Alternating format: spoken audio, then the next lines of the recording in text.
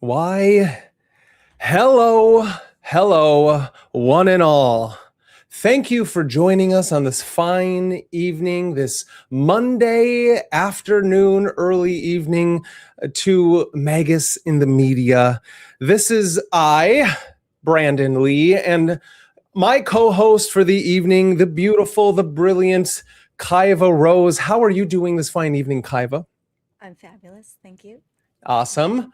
So a lot of these shows seem to be where we want to bring up an idea. And as of recently, the last few shows you and I have done have had to do with a lot of what's going on in the world with AI, as well as, the different functions of aliens and strange weirdness. Would you agree that's kind of what we've been chatting about recently?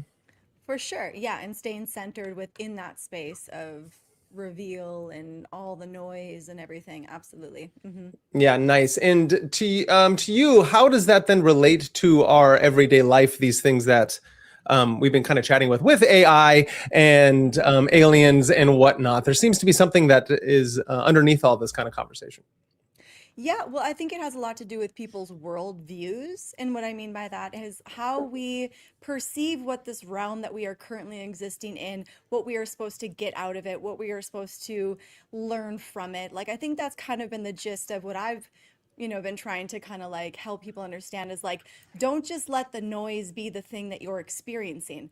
Understand why the noise is coming, why we are in this space of AI and all this stuff, and how is it just a trap? Is it just an illusion? Is it just something maybe that the devil is putting out there to test us because we say we are so good, right? So there is this idea where we don't have to let this thing rule our world, the AI, the technology, the data centers, the whole thing.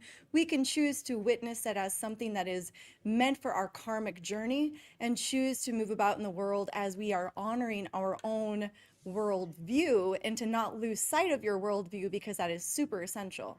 No, I love that. That seems to be a very bodied thing. And so it's a fascinating subject that we move into tonight then as I say hello. Please say hello to all the beautiful people out there that are watching currently, Jugs and Mystic Mama and everyone else. Make sure that you are watching, and if you haven't already, to subscribe, like, and share, because that's how we grow to understand and beat the currents as we balance our own karmas together in this great, strange journey.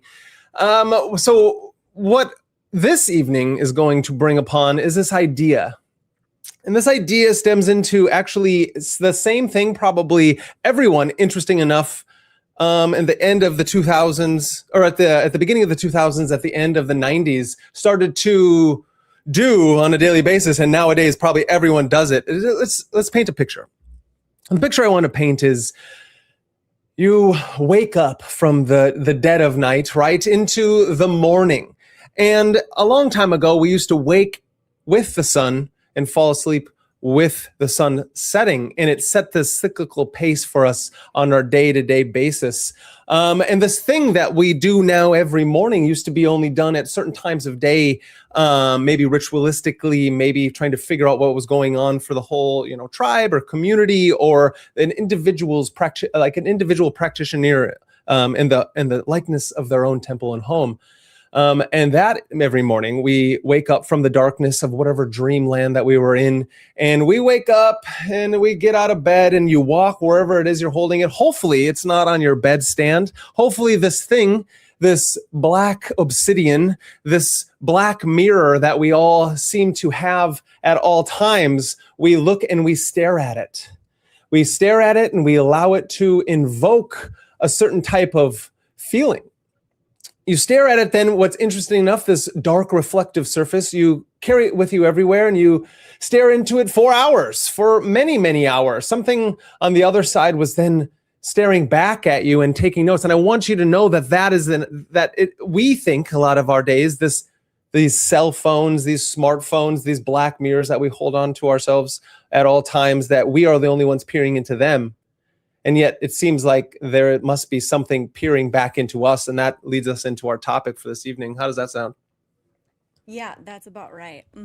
Yep. Yeah, isn't that fascinating? And it's fascinating because of, for some reason, and I think this is going to help everyone try to understand how to live the embodied magical worldview on a day-to-day basis, when we can understand how these things that we seem to be only be unreal myths, legends of old, of magicians with their black obsidian, Dr. John Dee being not a legend at all, turned into a legend through time. And then many cultures and tribes have had these similar things. And so, interesting enough, I feel like, and you can tell me if you feel the same way, that we've been led to believe that these smartphones are new. And yet our research that we've come to find is that they've been around for actually a very long time. Mm-hmm.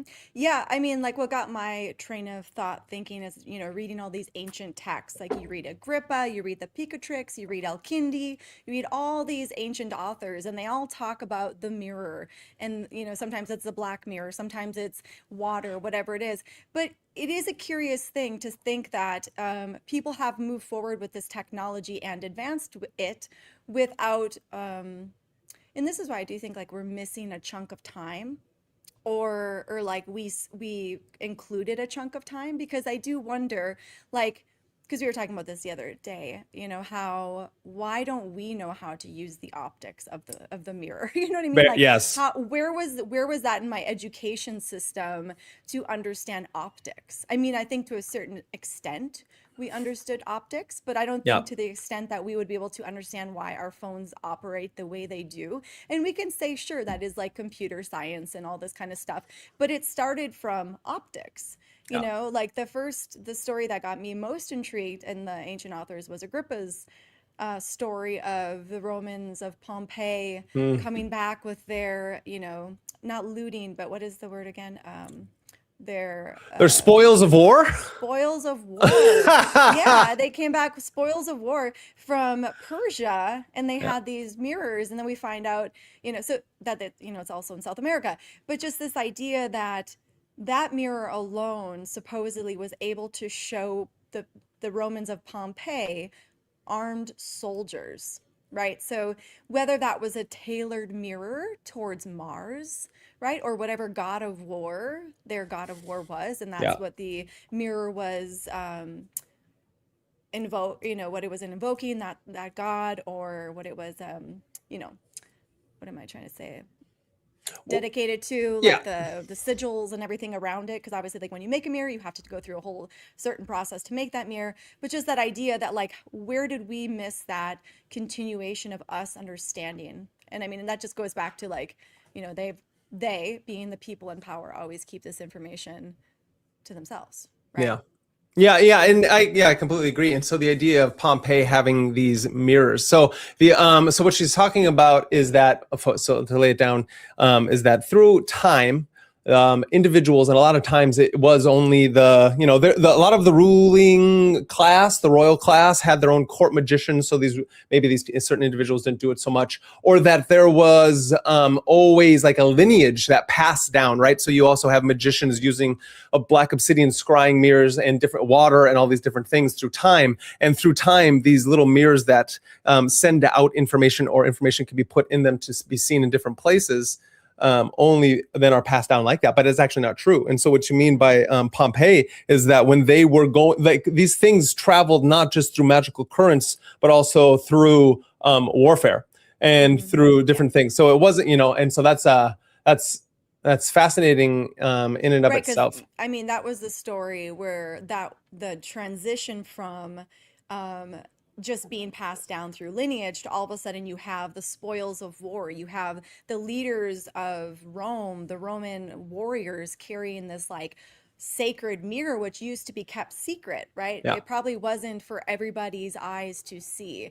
And so it is interesting that Rome, being the place that we all know, being so great and powerful, right, with all their mischievous things, whether it be taking on other cultures' gods to win in war, or whatever it is that they did, like, the Roman Empire was quite interesting in their use of magic and other people's magic, which that's definitely. And I find that, again, what we're trying to talk about is that there were throughout history, the mirror, or these black mirrors, these cell phones things now that we have now that moved through time, it didn't always need all the technology that we think it takes to move an individual forward through prophetic vision or understanding of nature and these different things, that these mirrors worked in many different ways. And so you found it in both Agrippa and the Picatrix, but then what you were just talking about was finding it in Pompeii. And so the story of Pompeii and why that works in this framework is that Agrippa defined magic as the absolute perfection of philosophy, and that his three books of magical philosophy is structured maps into three different levels of the cosmos: the elemental world, the celestial heavens, and the divine realms. And so, interesting enough, do you believe that these, like in Agrippa, that his magic mirror worked in all three different realms through these different books? Was it only seen in one of the books? Do you know? Yeah. It was only in book 1. Yeah. Yeah, it was only in book 1. And then what's interesting, like my brain just went to a million different places, is like when you think about these mirrors, I mean, I think that what Agrippa tried to do was make it very philosophical, meaning that these mirrors weren't some phenomenal thing, because this was actually, he was trying to make things more tangible, less mystical. But yeah, and more natural philosophy. Yeah. So I think because he also was like a Christian at the end of his career, right? So a lot of his viewpoints changed. Actually, book 3 is quite different in its dialogue than book 1 and 2. So anyways, I think for him, it's like a brief spot. Like he doesn't really talk about much. A lot, he talks about like one thing, one sentence or a few sentences or a paragraph. So like what you get from him in the Black Mirror is just like a short bit. But where my mind was going is just like how all of these mirrors are consecrated. If you think about it, like, do we know how they make chips? Like, I don't actually know. Like, I know they have. You mean copper. Cell phone chips? Yeah, which I know they have copper, which is Venus, right? So we have Venus as copper. They probably have lead, which is Saturn. They probably have iron, which is Mars. They probably have silver. And gold. Like they probably have all these metals that actually are, and then all the sigils, right? So like all the shapes of the things, and like who knows? Maybe they do actually put these elements towards some sort of ritual that maybe scientists or whatever don't even know, or maybe it just becomes so much part of like a program. Because I don't know much about bums, but we also know like it's partly an inversion, right? Yeah. Because as black mirrors mirrors used to be to look inward, do that reflection, right? Like see yourself in this mirror, see your spirit, see things happening. Now we have these phones that have algorithms, which tell us who we are, because it's a curated algorithm.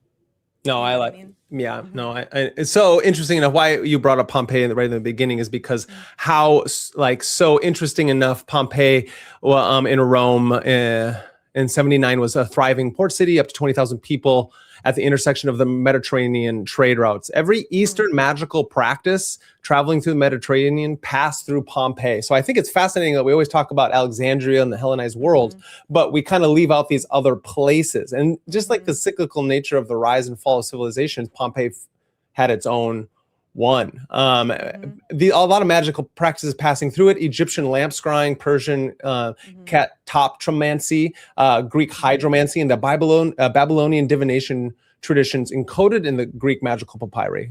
They say all of it's available on this single coastal city of Pompeii. And so fascinating enough, wasn't it that general, Magus or Magnus Magnus the Great, or like Albert. Yeah, what was it? But it was like a pretty great name. It was like a very wow, this dude he's got a great name. He's probably super like wizardy, powerful. What is it again? What do you mean? His name. Oh, I'm looking it up right now. Yeah, I know. Thank you. She's setting me up for the namesake that I just go on. Continue talking about your. Okay. Yeah, what I find is interesting is how Pompeii ended, though. You know what I mean? Like, if you think about it, there is a wonder as far as like when you take these objects, right? Like when you have the spoils of war and you take all these magical objects home, especially from Persia, like Persia, Babylon, these places were like full of like super powerful magi who like you created these As devices, used these devices very consciously, and then you just have like some Roman general who's a wizard like going in and grabbing this thing and bringing it back to Pompeii. Like, Yeah, how do his we name know is that? Gnaeus Pompeius Magnus. Campaigned through the Eastern Mediterranean 66 to 62 BCE, and he pushed through the territories of the Persian and Babylonian mirror traditions. Interesting enough, if you Hmm. call them that. Did not find this glass in a Roman province. So this glass that they had in Rome at that time frame, and all of that coming from that, and so found it in the Hmm. exact cultural territory that this research tracks. Hmm. Um, Right. And in that time period, they also had a cup that they could see the world in, right? There was yeah. this like cup in Persia. So I don't know. I think that area of the world is so interesting, and so powerful. And even when we see things happening today, like it does make you wonder who's been taken over by a jinn, and like what Right. sort of, you know what I mean? And Was so it? I, Yes. Yeah, it's fascinating to think about how then that our cell phones, our smartphones, mhm, we always want to think that it's like separate from us. But what you're trying to mhm, say is that these things could be their own. They could, like, as people say, they steal your louche, right? But it also mhm, could be possessing you. Interesting enough, with mhm, ideas that we don't quite mhm, understand. I think there's mhm, a push both ways to either be like, we need technology for everything and always and integrate it into us, but another push that says this technology is bad and there's no possible good for it. And I think through mhm, time, that's what this kind of research is leading, is saying it's much more nuanced on how, if we can use the magical traditions, even though that a lot of these things didn't trade hands through purely magical traditions, but through, as we are saying, as Pompey, this Aeneas Pompeius Magnus general in that time frame, went around and collected things and mhm. brought it back, and thus creating a whole traditions after that, because then you give One them more to your thing. royals, right? Yeah. Right, and one more thing is like he reshaped that area. This Right. man Yeah. reshaped that entire region. So he was also in Jerusalem. So we have to consider like this person wasn't just like some one-off general. This was like a general who reshaped that part, the Mediterranean, right? Yeah. And how that whole area existed. So there is something very curious about that. When you have these powerful figures who find themselves in very powerful places like Persia and Babylon, and then they have the military strength to take them over, but do they have the spiritual strength to like contain the mirror? Because I think he was actually one of the ones that died in the volcano. Oh, yeah. Because I And think he then was yeah. like rushing back or something like that. If I do remember, actually, that was a long time ago. I think it was also like Pliny the Elder or whatever. But um, yeah. That's cool. Yeah, and with them, so in Pompeii in 79 AD was as it being a thriving port city. It was they called in Pompeii's House of the Garden. Archaeologists uncovered a large trove in Pompeii of amulets, gemstone beads, Hmm. pendants alongside the remains of 10 people. The finds include seashells, small phallic charms, engraved depictions of Dionysus and a satyr, and a figure of Harpocrates, the Hellenized Egyptian god Horus in child form, god of secrets. The number of Egyptians charms in the trove is striking, even for a time when Egypt was under Roman rule.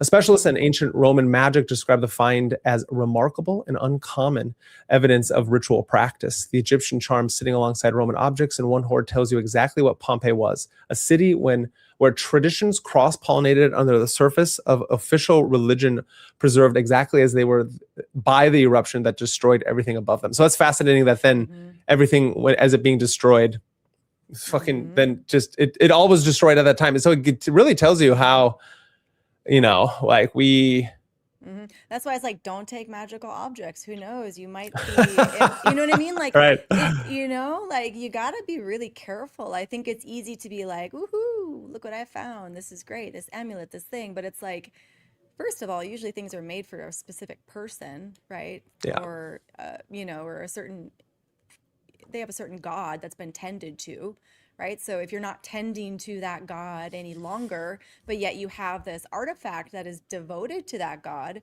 like, isn't there some sort of exchange potentially that must occur? That's just like Yeah. what maybe something to consider is like, okay, you have the thing, but are you going to maintain the ritual that's going to keep it in in like good behavior? Because you always have to like, even if you have talismans, it's a continual activation of the talisman. It's Yeah, not for just sure. something that you're No, doing nothing with. but why? So we're going to continue make the connection back and forth between these talismans, right? These black mirrors that people have used. So in our our magical traditions through our past, not that far, not that long ago, right? All the way back to the ancient realms of Babylonia and Sumeria, and to today, people still do these things. But I think maybe.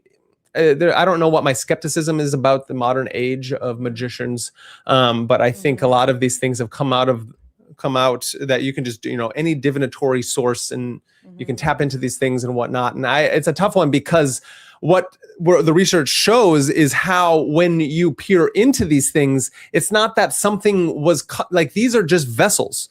Nothing was coming through them in and of itself. But the two different aspects being one of them being there's the shadow side where it's actually like a projection mirror that is then showing shadow imitations of things of your own, right? More psychological realm, right? The South American, what was that called again? Titsacopal. Quetzalcoatl? No, it's the Tzepsi. Yeah, it's a tough one. Okay, let's see if I can pronounce it. But yeah, keep going. Oh, and so yeah, there's one tradition, and then the opposite is then that it is then a reflection for the things around it in that time. And so it's really interesting how a trained magician has the ability to see things, and if they have cleansed the shadow self in the same time as been then using and going through their magical rituals and practices, because you're setting up a scene that can help invoke something in that. It's not just your pure, super, or your id and all the nonsense. That's why I think it's fascinating that then the uninitiated, everyone on this planet, even no matter what tradition you're in, we maybe weren't ready so much to be able to handle an influx of for somehow, even though like fucking smartphones are thousands of dollars if you get an Apple iPhone, and yet everyone has one because you can work it on a plan. So it's like they want you to have it, and yet they're going to take as much money from you as possible. Because if you don't have them in this day and age, you can't stay connected. Thus, you're falling behind. So that goes back into the idea that what is it that's possessing us? I love the idea that you're bringing up the metals that are in these things, and then how it looks like sacred geometry, and inside it looks like small little cities. And morphogenic resonance when sound hits through things. And so how do exactly, like if the medium is the message, what is the message here? And it seems that if these can integrate into our nervous system as they do already, because of all the images that are being evoked or invoked into them or out of them, then you are being possessed by something outside of yourself that's also integrating within yourself, because without the ability to tap into your nervous system and take control of these situations, you are just being controlled. It's the Mephistopheles, the Faustian bargain, it seems like, right? Yeah, like two things there. Like one thing, just this idea of like, we just take for granted that like these phones work because of electricity, and not really considering like the spiritual aspect of it. Like, are there actually jinns and spirits who are transferring this information? Like, do we actually know it's just like this empty space where electricity just flows and messages just happen to find you, right? Like, is that the case? Or is it actually just like there are like jinn, there are like entities that fill our space that they have somehow harnessed to do the bidding, to do the work, to do the whatever, and so that's one thing on that. And then oh yeah, just the idea that like now these phones, which pretend to act like a black mirror, right? They're inverted. So it's like, again, we have this thing that is not, because they used to, in the tradition, was like you would look at it and you would essentially see yourself, right? And I love that because it reminds me of like astrology, right? You can know your astrology chart just very similar. Like it tells you everything about yourself, just like these mirrors would be able to show you your shadows, show you your reflection, show you how you're going to die and whatever all these things are. So it was more like a something for you to understand your life's purpose and your life's journey, where now we have these phones which are inverted and they are creating an identity for you. Yeah. You know what I mean? I do. No, I completely agree. And that goes along the lines of something about the idea of how in the ancient world, I think like an ancient magician or sorcerer or mystic or somebody would be able to instantly look at our cell phones, our smartphones, our Yeah. TVs, our everything, and be all like, holy shit, I know exactly what that is. Yeah. You know, Yep. and they would be like, have you consecrated yourself yet? Have you been through the initiatory world to be able to see exactly what those things are at the moment? Sup, Howard? Sup, everyone, as you're hanging out with us in this fine evening as we go through the Black Mirror. The idea is, have you truly ever picked up your phone and been all like, what is this thing? And we laid it out right away in the beginning on like, none of us actually know what this is. Right? We can talk about it. I know that it is a cell phone. So it has these magical qualities. They're not magic, it's science, right? They say alchemy is actually just science. And so we can break everything down to understand its science. And understanding its science, I could tell you that it has a screen on it and has a lot of electricity and parts and a camera. My phone is now a camera. So it's not just your brick Nokia that could still be used to tap into crazy amounts of systems, but your phone is also a TV. And since it's a TV, it's a rectangle because that's the best way to be able to use a phone and then turn it aside and then I have a TV. And yet we also forget that these same things hold, like it's almost like who brought Apple? Who created the first smartphones? I don't know. Bell was a telephone back in the day as they're trying to connect the lines of electricity through everywhere. So it wasn't just a horse or a raven sending signals across like vast amounts of the planet to send a message. And interesting enough, how does information become expedient and vastly building the technological revolution where all of a sudden we realize that we're all just one consciousness and there never was a cell phone. And so it's like, what is this story? So how do we know, like, what is magic and mysticism all about? What is the idea of trying to walk the great work, the path? It's trying to understand my body and my mind and my spirit, right? And yet we don't even know about, so it's like now I have this contraption I'm trying to understand, which we don't know. But now let's give somebody the power of instant information and instant communication and instant gratification with the interesting fact, if we could think of all ideas as beings, that then can help us lay the framework of trying to understand the technology that you hold within your pocket can hold more memory and data than it's like a billion x the kinds of memory that we had from back in the day when you would have like a big thing that's like 5 megabytes and they're like, holy shit, that's 5 megabytes of data. And now your phone can handle 1 terabyte of data, which is still infinitesimal to what our nervous system and brain can hold. Isn't that crazy? Yeah, I mean, what's interesting is just even the idea of the genie. You know what I mean? Right. Just like the genie, the all-knowing, the all-caring, like ask the genie anything you want to ask the genie. Right. You know It's what I another mean? metaphor for what we're talking about here, right? Yeah. So Yeah.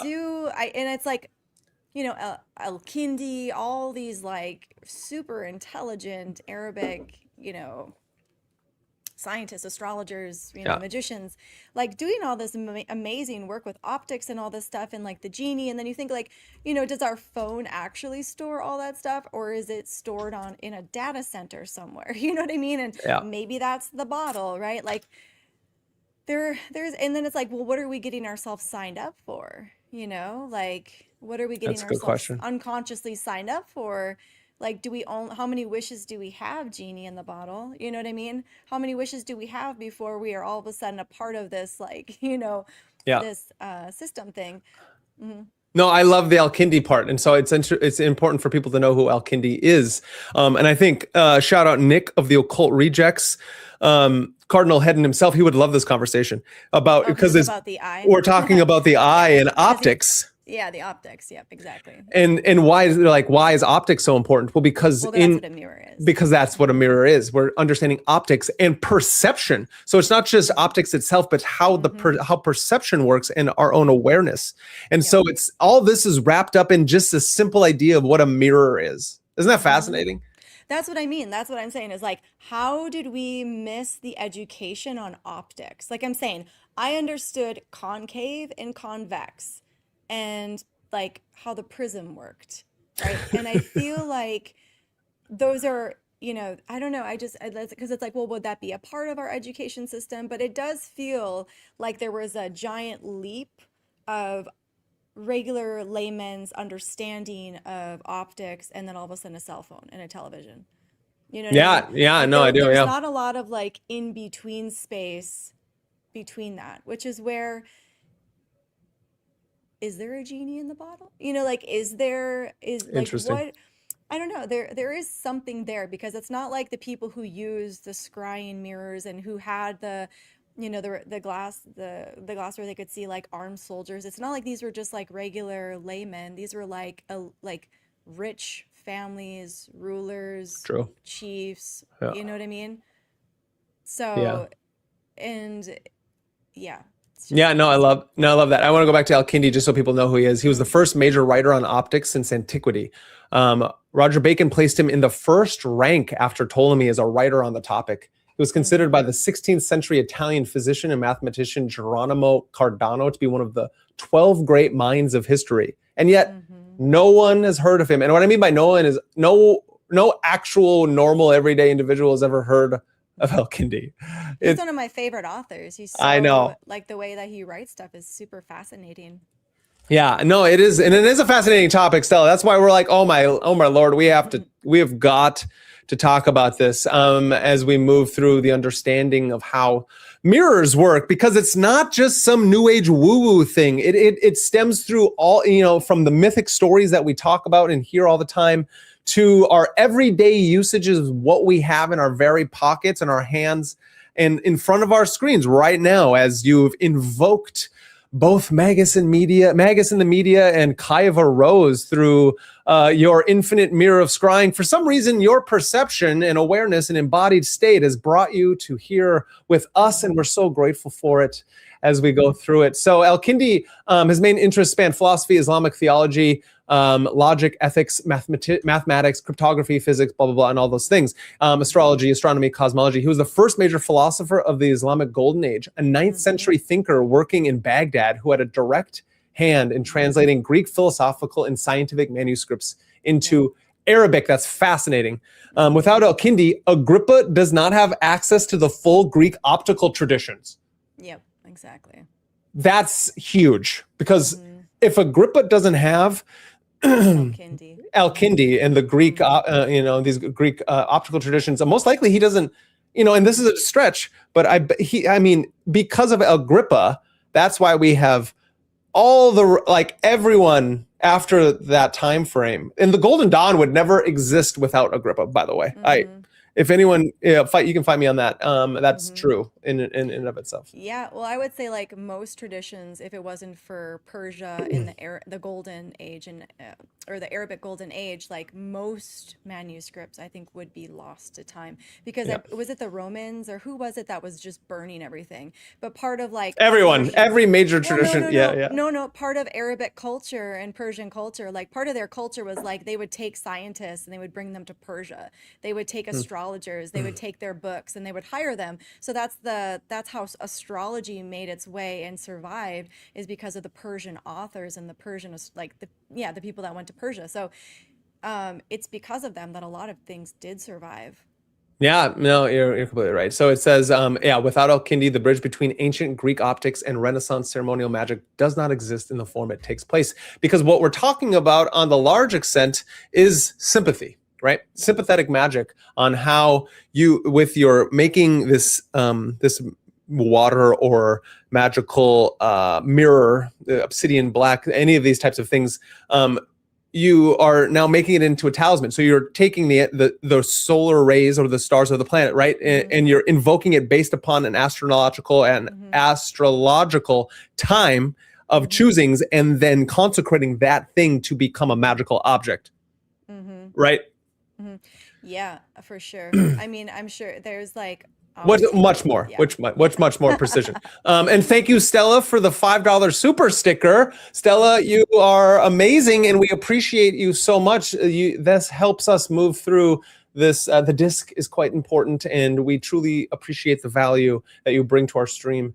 And this show, which is amazing, as well as everyone else out there, as we talk about the Black Mirror, ancient scrying, digital possession, and modern magic. Fascinating enough, in this modern day and age, even though we're not at a day-to-day basis walking up to your family members and being all like, hey, Kaiva, did you, I mean, you and I talk about this, but let's pretend like we're not normal, like we're normal people and we talk about normal things. None of us are coming up to each other and being all like, how's your Black Mirror scrying possession today? Have you been possessed, or are you doing the invoking? And then they're like, oh shit, you're right. I got possessed by CIA media today. That's my fault. Hey, can you help?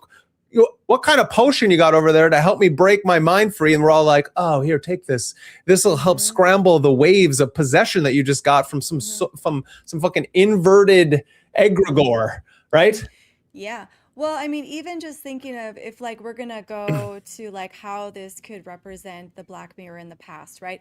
We are still talking about optics, so like light hitting a shiny surface, right? And so when you had like a obsidian piece of glass and you were staring into that, it was also dangerous to stare for too long. Oh yeah. Right. And so even when we're thinking about this though, like that nerve that's being hit when you were looking at the obsidian piece of glass with the light shining on it, the nerve that was being hit is probably the same nerve that's being hit when we stare at our phones. So it's still triggering that same part of the, it's still triggering the same part of the brain. That's my theory. I actually don't know if that's true, but it's still triggering the same part of the brain. And so as we are staring into these abysses, because they are an abyss, as we're staring into the abyss, witnessing everything happening, and you're talking about the scrying mirror, the cell phone, the both, right? Because both are, but just like that idea that like it's still hitting that same nerve in your brain. So we are still thinking, even though we consciously probably know that this is not our reality in the phone, it is still hitting the same part of our brain that is stimulating this idea that this is our reflection, right? Because how could it not be? It's what we are witnessing. Everything we witness is a part of our reflection, right? And so that is such a curious thing to encourage healthier viewing, because that does affect our third chakra, because that's how we take, digest information as well. No, I love that. I love that idea. And so, yeah, that's pretty heavy out there, guys, isn't it? If you think about how the optic nerve is being hit by the light, and the light is sending information to it to then have this interplay with the whole nervous system and the brain interaction, and then to not think how then you going out in the world and spreading your own level of propaganda and information through because of these little scrying mirrors of these demon possessions that we go on a daily. It's almost like we got to consider mainstream media and all this kind of information, depending upon the kind of information that is being presented. I just had a crazy idea. I've been on a roll. I've been on idea maxing for she's been idea maxing, guys. Yeah, she's been idea maxing. Let's make that go. Let's viral. Idea maxing hard.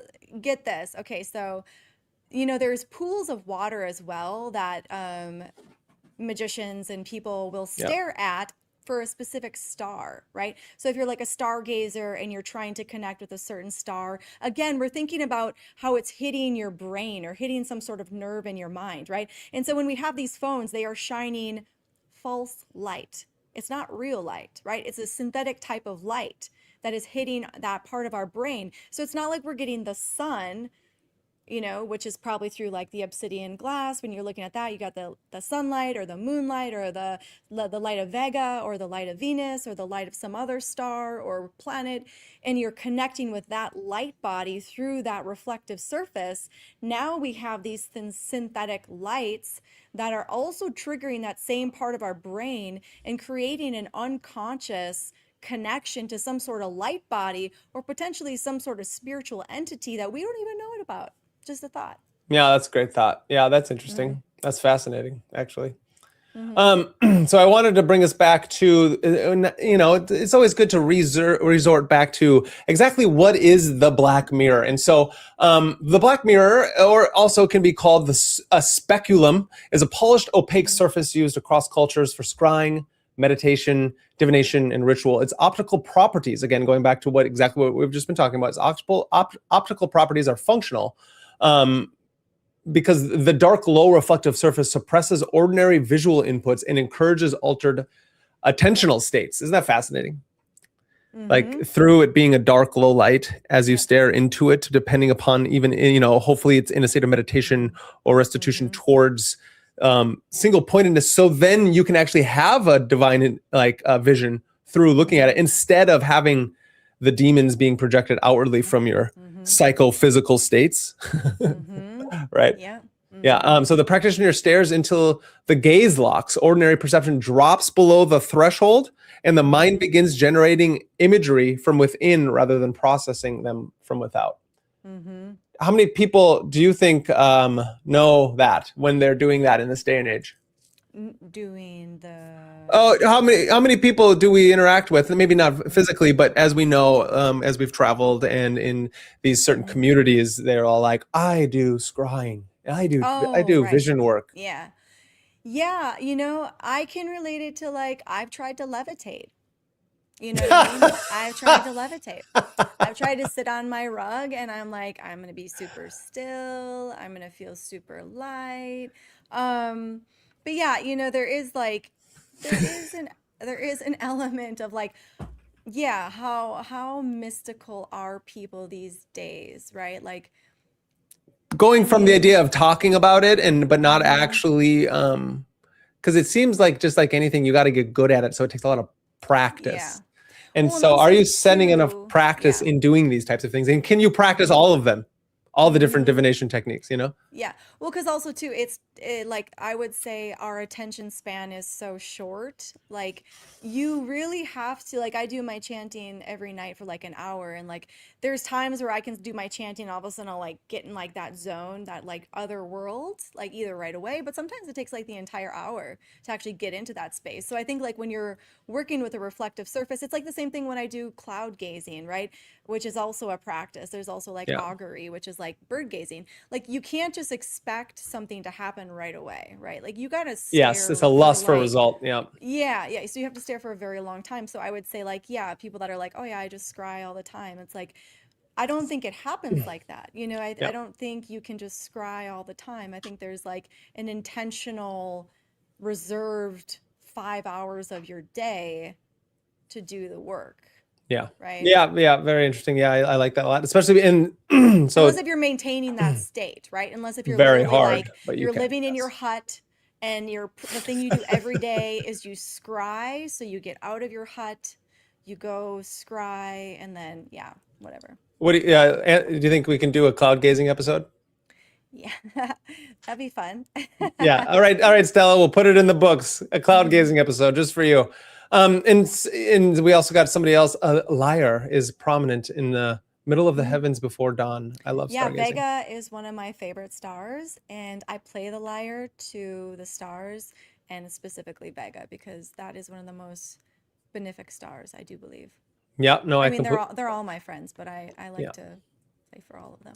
Oh, it's beautiful. And so I read John Dee's diaries. Well, he got his practice from the South American practice. So, the Titzelkoppel, which we're getting to here. I'm still laying the frameworks. And so here we go. And it goes back to because it was the conquistadors That went, That's what I'm yes, saying. yes. Again, so what she's saying is John Dee, being in Spain at that time frame, working for Queen Elizabeth, was able to get his black obsidian scrying mirror from the conquistadors, the Spanish travelers that went So over to. he didn't create it. He did not. Nope, he did not. He got it from South America. So it was a mirror, a obsidian mirror that was dedicated to a god in South America.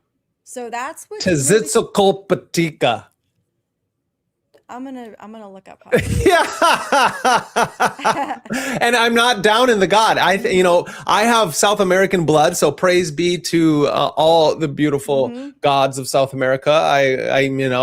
We tap into them, the forces of nature, which is important. And this is a really good, I like this. Mello Esco, shout out to you. Continuous scrying may result in confusion. It's like second guessing the message. And I love that. I love that because scrying and divination and any of these practices, I'm going to name it, right?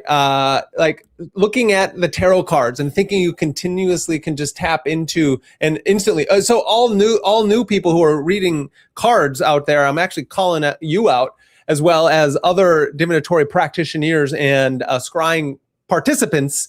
I'm saying is, what is your mystical practice like? What is your meditation practice like? And how well are you tapping into and freeing yourself from your lower demons, which is then why in Solomonic magic, in the idea of becoming your own master builder of the temple, the idea is in Goetia, right, in the Goetia, as you're doing the lesser and greater keys of Solomon, right, this is also a roadmap for trying to calm and control your lower desires, your lower demons of the psychophysical realm, not just the psychological realm, because just psychology is one thing, but understanding when in the experience of the everyday world, you're going to be confronted by your demons externally, because I think people can be scrying mirrors I think, and that's what's going on, interesting enough, by our cell phones. People are becoming obsessed. A lot of people are dead or NPCs or zombies. Pick your metaphor. We just watched The Matrix.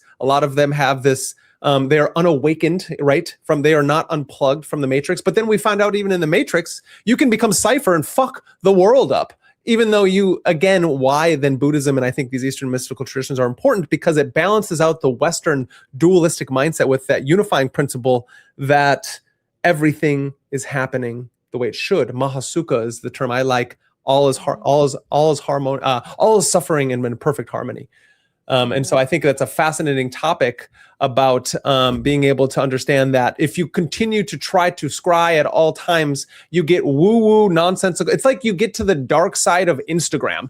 That happened to me actually as you were taking a shower or you were actually doing, I can't remember what you were doing after we got done watching a movie. I just popped onto my social media scryers and was checking things out, and then it just took one thing, and all of a sudden I get like two crazy fucks dressed up as like blue people. They're like in their 60s. I didn't tell you this. They're like in their 60s and speaking in alien tongue and holding up images of like, this is what it looks like when you will transcend to 5D realm. And I was all like, holy shit. And what's funny is all the comments are all like, I can't, this is how I've trained my algorithm. And so there's something fascinating then with the algorithm training that if people are like, well, the algorithm is evil. And it's like, well, maybe you shouldn't train your algorithm that way. Well, and this is what's interesting, I think, about our modern culture that I think is kind of annoying, is the idea of the helicopter, right? Like Yeah. somebody's always trying to wipe your ass, right? Like, are you Like sure you should Right, have AI right. because studying is hard, and you should have this because that's hard, and we don't want you to do hard things. We want you to have it just right away at your fingertips. And I think that's like the problem of our world, because it's like the algorithm in and of itself isn't evil. Right. It's literally fucking, they're trying to help you with your identity. Like, Yeah. if we're looking at these like phones as some sort of inverted black mirror or inverted reflection, like they are trying to curate your identity to the best that they can based on what you are clicking on. But that is not actually who you are. So that's why we have to be aware of how much time we're spending on these devices, because it's in an inversion of your identity. It's not your true identity, it's the algorithm's idea of who you should be. Right. Just like in the Matrix. Yeah. Just like in the Matrix, where they're like, we tried to do everything, but humans didn't like it, or We something. rebelled against the perfection of everything, which is like a slight on communism. Interesting enough. But it's also like, that is what our phones are doing. Yeah. You should like this algorithm because you clicked everything that brought you here. Yeah, and now like, stay in the depths of hell of your own passion and desire, not like desires and lusts and gross curiosities. Or curiosity. Like, right. That's good. It's all curiosity. Like when I click on things, it's because I'm curious. It's not like I'm identifying with that thing. I'm curious why this happened and how I can reflect on it. So it's like, I use this tool as a learning device to understand, and I think most people do, but now it's turned to this thing that's trying to create our identity. Yeah, it's becoming an identity. That's fascinating. That's fascinating how that sounds like Atlantis to me. It sounds like the mythical story of Atlantis falling because of the sacred technology that was used to create such a beautiful place now was inverted and basically basically possessed everybody on that fucking island or wherever Atlantis is, or in the mythical idea of possessing individuals. And then everyone stopped thinking for themselves and then allowed this thing to possess their every thoughts and actions. And little do we know that we were asked, what do you guys think? I was thinking about this today. Somebody, when we were out and about, they're all like, well, what do you guys think of hypnotism? And I was like, instantly thought of Anton Mesmer, personally, because I think of Anton Mesmer all the time. It's like, hey, men, do you guys think of Rome all the time? And people are like, yeah, no, I don't think of Rome. I think of Anton Mesmer and mesmerism, or Simon the Magus, not the point. I also think of Rome, but I like thinking of Wu-Tang, Chinese Wu-Tang fighting, and then the hip hop group. But that's not the point. My point is that magnetism, everything is magnetism. There's a frequency and a reverberatory response from my nervous system through my mouth and the optic vision of these frequencies. So constantly interacting with all things at all times. An easy way to talk about this level of magnetism and the voice, interesting enough, is Dune with the voice that the Bene Gesserit train, that they can take control of a person's nervous system and affect them, thus allowing and then making them do what they want them to do. These are highly trained mystics and the Bene Gesserit or the Jedi, or these individuals who have the ability to use these kind of mind tricks. This is the same thing I think these phones are doing. And so I just find that kind of thing fascinating. I want to talk about, I want to continue on this because William Dubs Welsh, thank you for asking this question. This is exactly what we're getting to. I'm actually getting to it right now. I looked up how to pronounce his name. Thank you. The god's name, he or her, I'm not sure. It's Tezcatlipoca.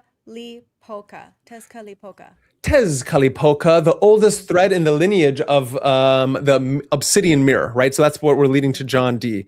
So before we understand that,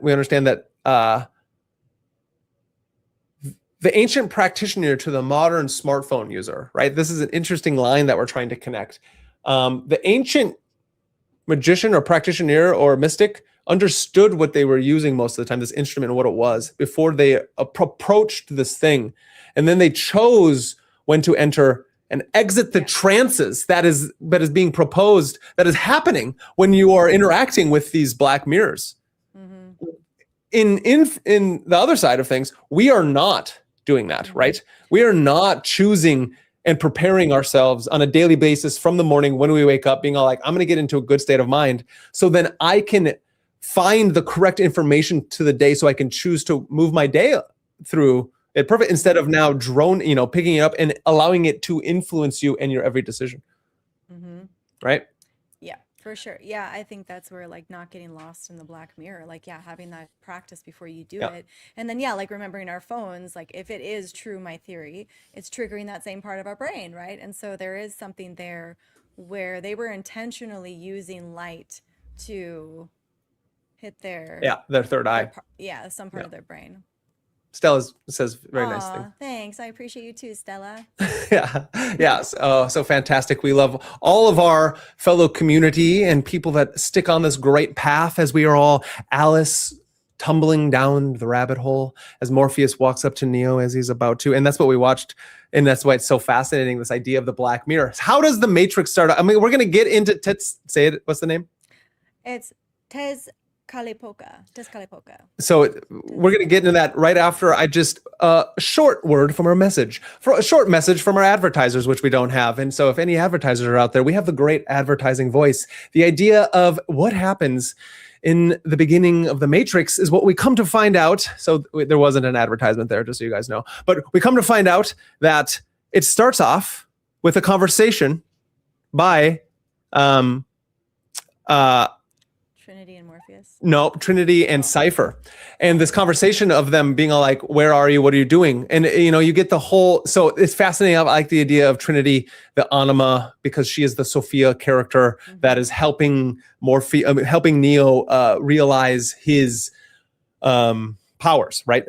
Understanding this sacred marriage. The Matrix is one great story of the sacred marriage, and the more Kiswatch Hedorok, more of this ascended character, because he's bringing everybody along with it, this Buddha-like character, this Christ-like figure, this master of gnosis.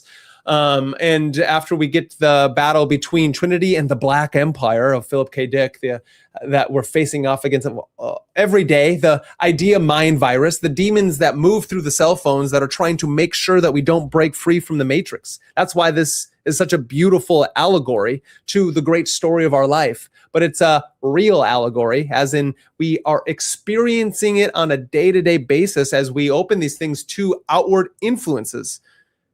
You get a computer screen, and the mouse is clicking. And you get to see beforehand that Neo was actually looking up who Morpheus was, because the great quest of Neo, of the hero on his journey, is the question. And that question was, what is the Matrix? And we don't want to get lost on the rabbit hole that we are living in just a simulation, because that is an allegory, the cave that we all have found ourselves in, with these narrations and symbols and shadows on the wall. As Neo is trying to wake up from that Matrix, he gets inklings that maybe I am enraptured within a story that I don't quite understand. When's the last time, as we found out yesterday, right, Kaiva? When's the last time I touched grass? When's the last time that my feet were on the ground and I felt like this seems more real than real, interesting? And then it's like, what were you going to say? Oh, just after winter, you know, like when you're wearing shoes and you can't touch the ground. It's like, yeah. Yeah. And so it's a fascinating story that leads us down the idea of all of us being along on this journey. And it says, wake up, Neo. And I continue to bring us through this kind of a mythological experience, this understanding of the symbolic nature of reality. It's not just symbolic, it's a mythopoetic experience that we all have on a day-to-day basis. And that is, we're trying to wake up. And it's not that you just wake up one morning and you just understand all these things, but it's at least on the day-to-day, we must have a practice that helps us understand this awakening happens with every breath as I integrate myself into this process. And then it says, as it blinks on the screen, wake up, Neo, it says, follow the white rabbit. And then the door knocks. And this idea is that there is this golden spirit, this fey creature, this daemon, this thing on a day-to-day basis that's continually trying to wake you up. But everything around us is continually trying to keep us asleep. Even what we deem to be our spiritual or religious practices. Interesting enough, these same things could be keeping us asleep if we don't understand that it is us, the ones who must be there to wake us up. And we must do these things not as a charlatan or as something that is an identifier, like we find when we're being possessed, but we're taking things away to get to the bare roots, you know, as in the Buddhist traditions, as they found out that they're no self. What if the no self is there, so the black mirror doesn't have anything to project and reverberate that simsum, that reverberation of all the lowest desires and all, the suffering. And once we understand that we can kind of find a middle path, we can see the vision for what it is, and then we can navigate through these things together. So fascinating enough. We move on to then how John Dee, the oldest thread in this lineage of time, the name, what was the name? Tezcatlipoca. Polka. Let's Tetzcallipoca translates from Nahuatl as smoking mirror, interesting enough. The obsidian mirror was his primary symbol and weapon. He depicted on his chest in his headdress and replacing the right foot. So this mirror was even his right foot. He was the god of fate, sorcery, night, and the hidden face of things. The Aztec obsidian mirror did not simply reflect the future, it revealed the soul of whoever dared to look. Mm-hmm. Interesting. This is the interesting thing, is that we have the two cultures, right? So we have the Zoroastrians, Zoroastrians, yeah. right?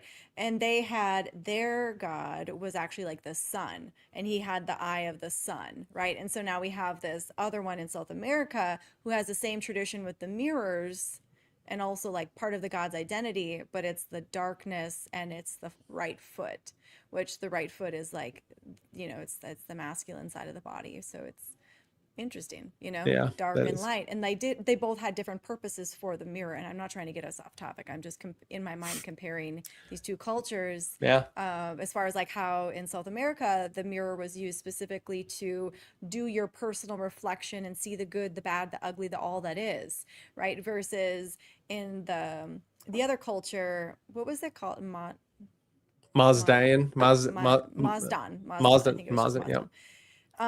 That culture was to see all the good, right? It was to see like, yeah, all the good, the light, the angels, all that sort of thing. So it is interesting, just like the two different cultures, both using the scrying mirror, but essentially kind of for two different things. But get back to Yeah. this one. Yeah, See how that's it gets great. to John D. Yeah, we're getting into John D and his Scrying Black Obsidian Mirror, something that is, again, a lot of basis of Enochian magic. It's all over the place, and why, and we have it to this day, and why the Matrix was so important, because of some of the first things we saw was the flashing of the screen, the black, and somehow something transmuting it into the next world, and how this technological age is just like, there's just so much magic to it. And Jin and I talked about in our last live stream, shout out to Threshold Saints and the Grey Lodge, about we are in the Aeon of the Daughter, right? And I like that idea. And it's not even just his, even though he has had brilliant things to come up with that idea, moving from the Aeon of Isis and then Osiris, Crowley talking about the different aeons moving from there, the ideas of the bathhouse and the longhouse, the matrilineal and the patriarchal, into now the aeon of the warring child, the breakdown of all things, it seems like the institutions are trying to hold on, the empire that never ends is holding on for dear life as we move on. We'll see if it works. Let's see if it works when everyone understands the power of the smartphone, the power of the black mirror, to help wake us all up or put us back to sleep. So how John Dee's Obsidian Mirror gets from South America, Mesoamerica to England, the Spanish conquistadors took Aztec mirrors back to Europe. One of them ends up in England royal esoteric circles and becomes the primary scrying instrument of Elizabeth I court magician, Dr. John Dee. The object carries the entire history of its consecration inside it. And when Dee looked into it, he was looking into an instrument made for the confrontation with the hidden self. It's fascinating. Yeah, it is very fascinating, especially like, again, when we think about a mirror or a sacred object that's been consecrated to a god, which most entities, most deities require some sort of maintenance, to like keep something well intentioned or operating, right? So it's like, did he continue to do devotional activity to this Tetzcallipoca? Tetzcallipoca. Don't know. Yeah, I don't know. So what they're saying here is that the Spanish conquistadors took Aztec ceremonial mirrors back, a bunch of them back to Europe. One of them ends up, in the England royal circles. So that it carries the entire. So it's interesting what kind of consecration then to get rid of that. I mean, I don't think you can. Like, I think once you've consecrated an obsidian stone, because that's what it was, an obsidian stone from the volcanoes of that area. Like, I don't think you can unconsecrate something. I think you just have to break it or destroy it or You know what I mean?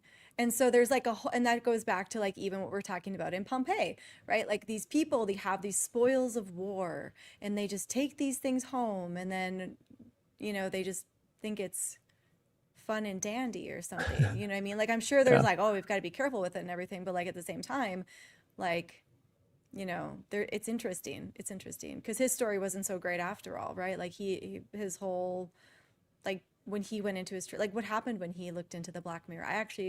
I kind of choose to not really look much into John Dee. I don't know.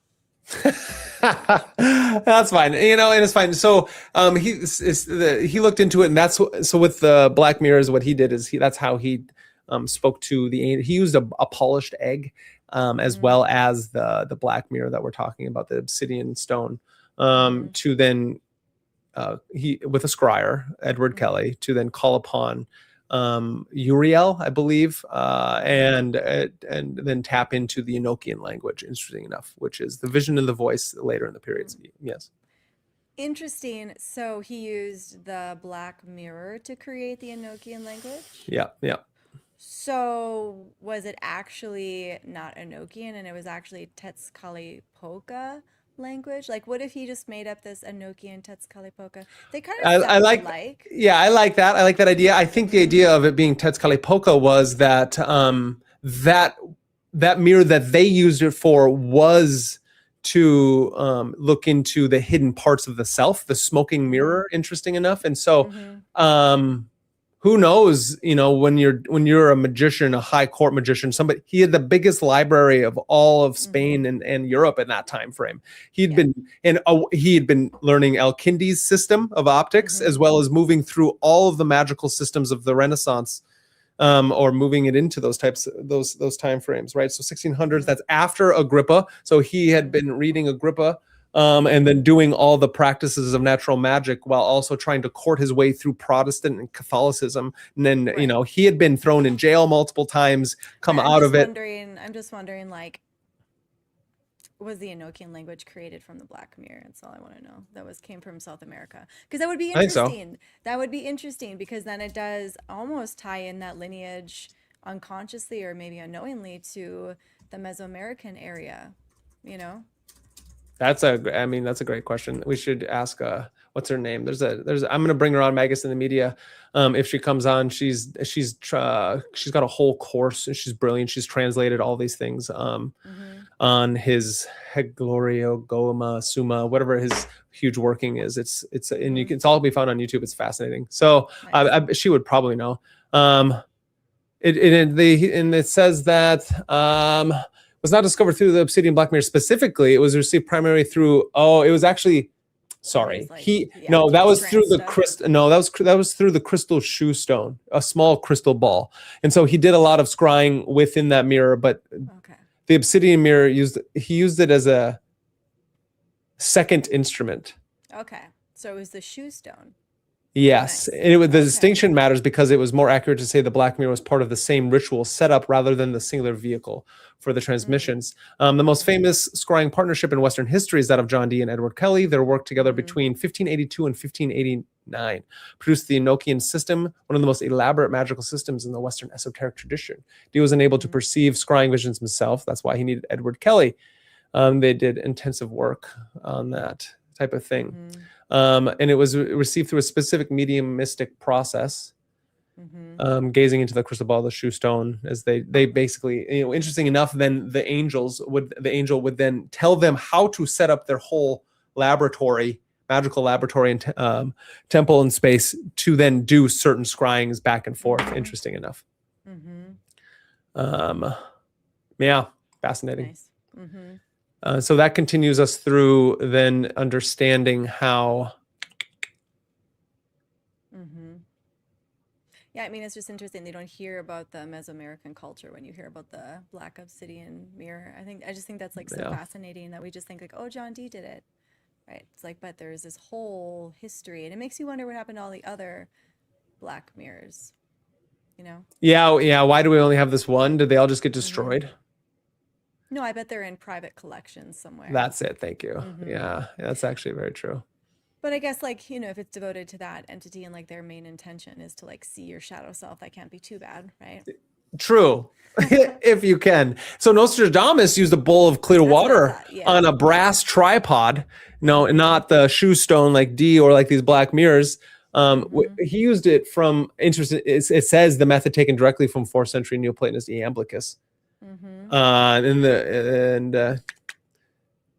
That's fascinating. And then the Oracle of Delphi used water from the Castilian springs. Yeah. And then you had the Greek mirror lowered into the well at the Temple of Ceres at Petrus to see things. And yet then ours are engineered in, it's like all these beautiful things, and then ours are engineered in one massive factory where fucking Chinese kids and adults are just throwing themselves out of buildings. Well, yeah, well, I think it is because it stimulates a part of the brain. And I think there's something about looking at something and be able to see your true reflection, or like, it encodes something in your third eye, or it's reading your third eye. Maybe when light shines on a certain part of your third eye, it's able to open up, and then therefore you can reflect that light upon the black mirror or whatever surface you're trying to get read from. You know what I mean? And then we have these phones that are essentially hitting that spot, but reading us and stealing our information. I always feel like when I'm staring, like when I'm like staring at my phone, I feel like it is taking my information and my energy and like absorbing it into its consciousness. You know what I mean? So like it is almost like when we look at our phones, like our consciousness is being downloaded into these devices. Yeah, then people like Sam Altman and Palantir, And they're like Peter data, Thiel, data, they're like, data. and then create a digital you, and then that goes to our theory that the AI data centers are actually holding parts of your soul, and creating a clone of you in the etheric realm, so then they can probably like replace you at any time that they want with a clone of you by inputting, by like, if you get too, this is sci-fi land, if you get too like, they'll just be like, bloop, no, this guy's done. Oh, look at the new guy in here. We can now manipulate this slightly, and he's going to do these other things. Because then I remember when we saw last night, the Matrix, fascinating enough, it's like when they showed that humans were created by the machines, by AI, by basically by creating not a fake baby, but basically like out of all these things, and then by feeding them the goop of the dead, and then putting them, because they needed to create with batteries. And so, how do we know that these AI data centers won't be that the demons or these fucking evil old ones aren't trying to then create this exact thing that we see in the Matrix by making sure it's like they have an energy source? Yeah, I know the data center thing is wild. I mean, especially if you look at the one in Texas, it's like, I don't even know. It's fucking huge. It's like I don't even know. I can't even guesstimate because I'm going to be so off, because it's probably way bigger than I could even imagine. But I think it's like 80 miles, probably bigger than that. It's a ridiculously big place, right? And yeah, what are we storing? We're just storing emptiness. You know what I mean? Because if we're going to be honest, like data is essentially empty space, right? Like, so we need to store data. You know what I mean? Yeah, but it's like, isn't data just like information in the air? Like, isn't it just, so essentially it's just trying to store codes and energy. Yeah, so it's like, I think, I agree. Like these data centers seem more so like, are we going to put, human bodies in vessel chambers so that we all have a clone? 80,000 football fields. Yeah, ridiculous. Thank you, Sam. Super, super, super big. Like I can't even imagine how big that is. Yeah, that's huge. And you did show up at the perfect time, Sam. Thank you, Samuel Smith. What'd you hear? I heard Andrew Xerxes say the English language is most similar to Enochian, translated via fallen angels, but sometimes fallen angels reference fallen men, sons defiling God's priesthood. I know, it's such a fascinating thing of like, what are the Watchers? What are these angels, and what are they fallen from? And so, in the great chain of being, man, like they all the way up to God, but angels don't have their own will, which is why then humans are so fascinating, because we have this idea of whatever free will is, and the ability to both create moral, like bad and good. Thus, the idea, go back to the Zoroastrian the idea of the duad, the dualism of Manichaeanism, or these ideas of what is the dualistic nature of man. But it's really this non-dual state that we're trying to get back to.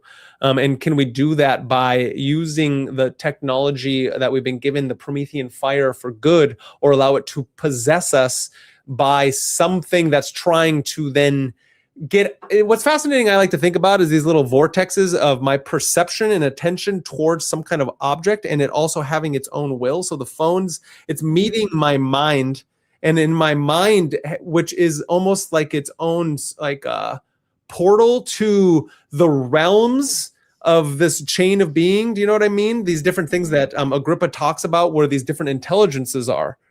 And interesting enough, maybe we could claim that like the kleptotic source of, or where the old ones are, where are these eternal forces that can be given names that are older than you and I? What happens when they're trying to take embodied states, and their lower realms of these demons are then possessing humans, thus leading us into our own demise as we create more and more things, because these things are trying to take the human form, because it is within this humanity that things can actually be done, and you can live a full life.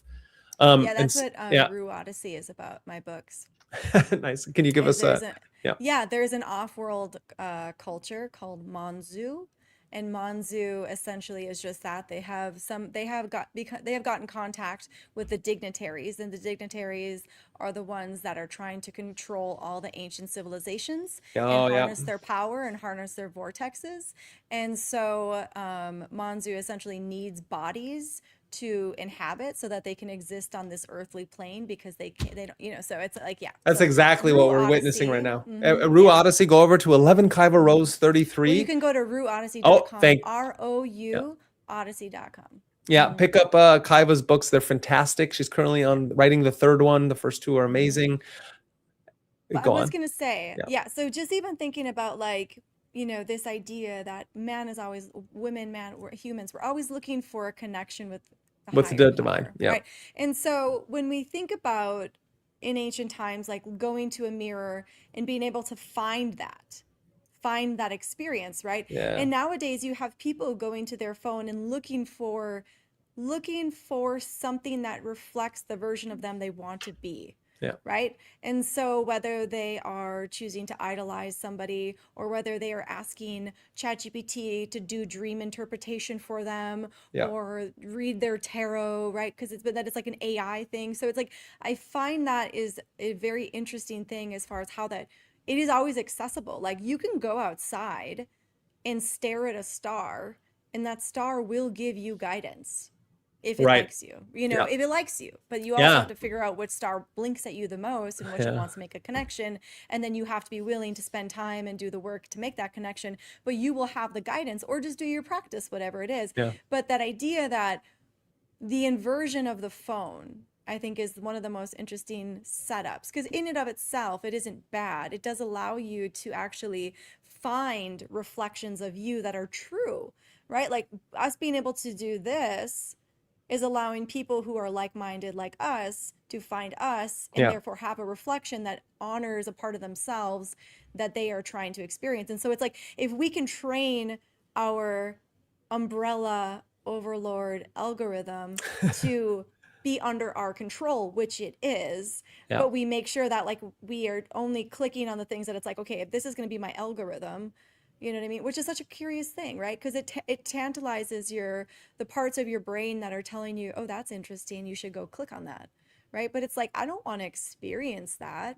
That's just like an interesting thing I see, right? Like how moral of this person to choose to do this thing on this video that I'm watching, right? Like sometimes you watch it just because there's a moral choice that's being made, and you're like, that's I like that. But then it's also involving like a car crash and like some sort of violent thing. So you're also like tuning into that part of it. So now your algorithm thinks you like car crashes and violence, but really you're just like, no, I liked the moral choice that this person made in that video, and that's why I clicked on it. Right. So it doesn't even even know technically. It can't understand your true meanings and need, but they can try it's not a to. real reflection. Because it's not a real, reflection. it's a false reflection. That's great. So SMS says data is allegorically stored in the clouds, but it's actually stored in crystals, right? It is fascinating.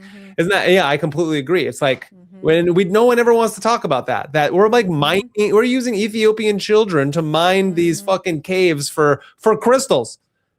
And then we put them in our phone. So so think of this. We're mining caves in Ethiopia for fucking crystals and then sending these parts to China. So like we take the breath of the Chinese into our phones as then they like jump out of buildings at Apple, and we have to create nets, which is also a massive way of energy transference of what? It's almost like the stress and pain that's being induced is being then put into the thing that everybody on this planet holds in their pockets, and let alone the radiation that's coming out of these things that we're all holding on us at all times.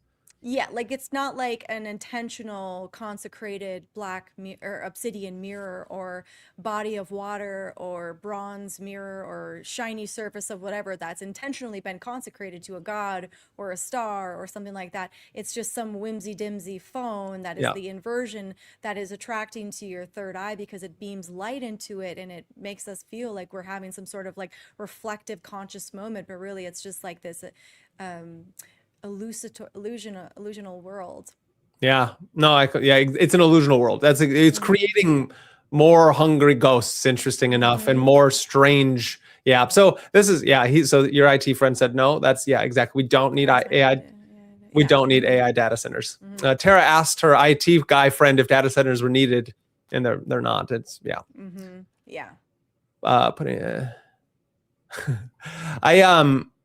I want SMS. I don't know who you are, and we appreciate you. I know Jin's a little skeptical, but we appreciate you being here. But I always wonder, like, do you just have Bible verses just come to you? Are you just tapped in, or do you think like when you're watching these things, your Bible is just right next to you, and you use your Bible like a scrying, and you just open it up because you can pick the right verse for the right time? Questions, just asking questions. Well, I mean, like personal, like when I read the Lotus Sutra, like I know the Lotus Sutra like very like front to back, and I know the chapters very well. So if I know the story I'm trying to relay, I could probably go find that quote very quickly from the book. So yeah, that's a good point. Do you know all the quotes, or is you just know the chapter and you're just dialing it in right at that moment? I like that. See, so there you go. And Jin said proof is relative one time. I think, I know. I think you've said that multiple times. The relative thing, there's, Jin and us, we spar, and that's what keeps our swords sharp. Because is proof relative? It's relative in a way, but it can't be completely relative because proof has to have something objective to be proof. That's the philosophical understanding of how we understand things that we can all use and then create this tangible world. Then the tangible phenomenal world needs objectivity so that we can have a foundation to build from, unless we want to be wandering muckness. Otherwise, that's how this body has the ability to work so well, is to understand that proof has a level of relativeness to it, but there is something better that we use in the language of abstraction so we can understand the concreteness of reality. As one of the ancient philosophers stated, as we could stare up into the stars all we want, but we realize that we could just fall down into the well or stub our toe, and that hurts. And so we have to be grounded so we always have somewhere to come back to as we abstract our ways through the stars. But fascinating in and of the less. As we're here, we appreciate everyone in this fine evening. Thank you for joining us on this. We're going to continue through right now just a little bit further. The Black Mirror, Ancient Scrying, Digital Possession, and Modern Magick. Kaiva, you're doing great. How are you feeling over there? I'm feeling great. I got Rico here. He wanted to join the live. Yeah, Rico always wants to be here with us. So to bring why the phones are so important, and a story that is going to evoke that one is the story of Narcissus. And we all want to forget, right? We were talking about how water was used as one of the very first scrying objects before even black obsidian. They would use many things like that. The oldest warning about unprotected contact with a reflective surface in Western mythology is the story of Narcissus, who approaches the pool without preparing himself, without training, without knowing what he might find. He loved himself too much, and so he just stared into his phone, right, the water, and he fell in. And he, and it held him for too long. And this, and upon falling in, right, didn't he turn into a flower? Didn't the Narcissus flower? Yeah, I think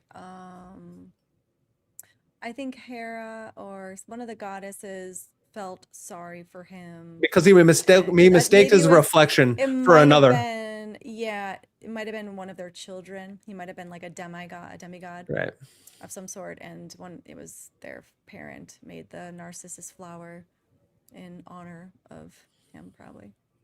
Maybe. That's just my guess. Yeah, I like that. But it's interesting as well as you think of Medusa, right? And like the idea of the shield and her stare and her glare, and that's also like her seeing the version of herself that she has become. You know what I mean? From being a gorgeous, beautiful nymph, or like a temple attendant, or like, she was part of Athena's temple. She was preserving the temple, keeping it, she's like a virgin of it. And then she got raped there. And then she was turned into a Gorgon. And then so she was, had to see her dark reflection, person she had become. And that's how she turned to stone, right? Or she got her head chopped off. Well, she got her head chopped off because of Apollo gave was it Theseus the Wait, what was sickle? About the reflection though? I thought there was something about her reflection.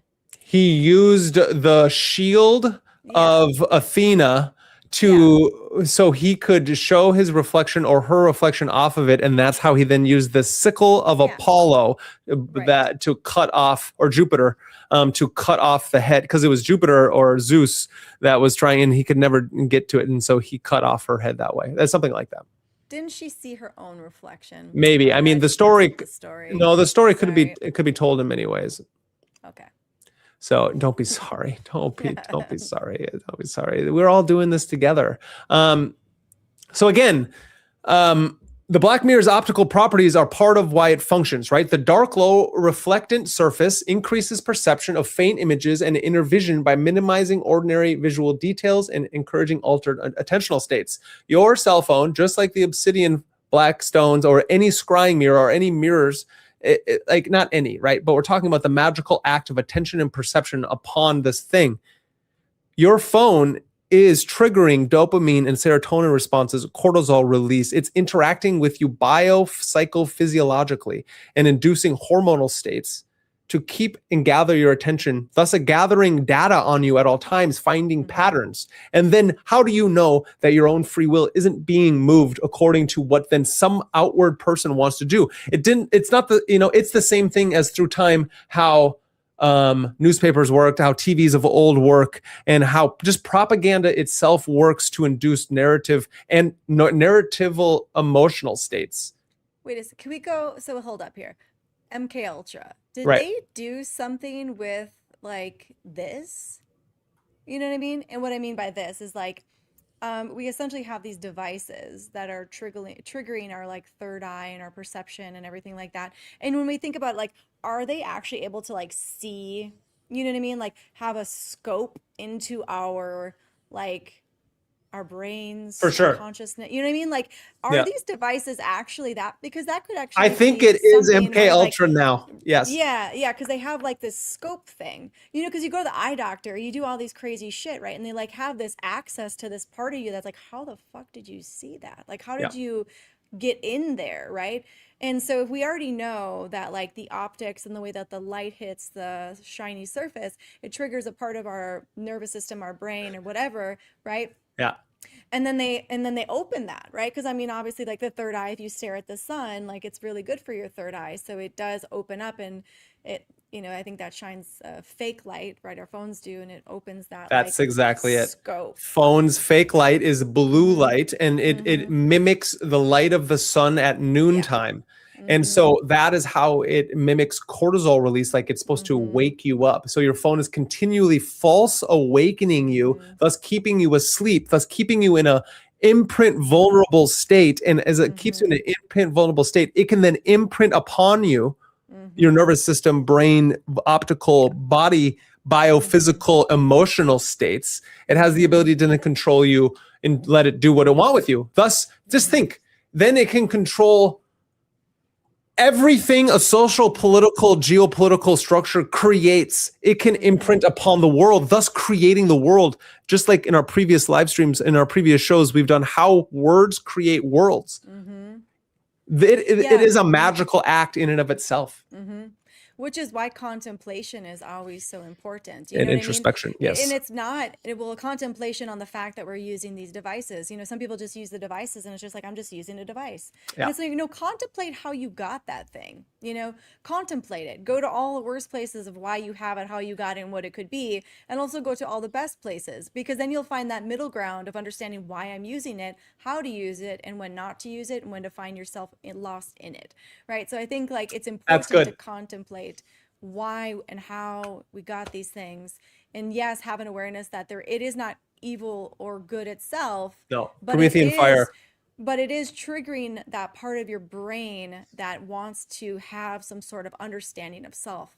Yeah, it does. And we're looking for it in this thing, and some people can only find it in the thing, and they don't even know that they're doing it because it's unconscious, right? It's an unconscious habit to just go to your phone, pick it up, and just start scrolling. Oh yeah. Right? Instead of finding time to do something else. So it's interesting. Yeah, lost it, and I completely agree. And you said it again, which then brought up the idea of when you looking upon it to see something, witness some kind of desire, happiness. That is the story of Narcissus. As Narcissus walked up to the pool of water, looked at it because it loved what it saw. No matter if in the story it knew it was itself. Or a projection of itself off of the mirror, or if it thought it was just something beautiful. Now, that doesn't really matter. What matters is that it lost itself in it, got too close to it, and enveloped itself into it. So that's the inverted story. The opposite of that is how to break yourself free from the Matrix. So in the Matrix, as we were watching it, as he took the red pill, these scenes are beautiful. I don't care what anybody says. He takes the red pill, and we'll see how far down the rabbit hole we go. And then he lifts him up and he says, what that pill did is it was a bio signal neutralizer / so we could come find you.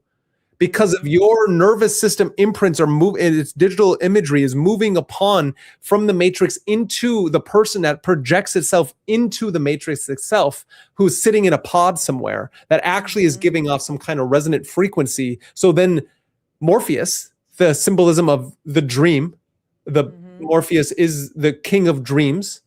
So he's waking people up, understanding that, is this a dream or is this real life? And then we have to ask ourselves, what is real? How do you define real? It's just stimulation from the brain on this data imagery. This is what the real world looks like. So they take Neo into this room. It's a fucking cyberpunk room if you've ever seen it, right? And it to me, when I see it every time, so he sits down and they're trying to, we have very limited amount of time because they're going to be gotten after by the Smiths or Neo, or the machines or whatever.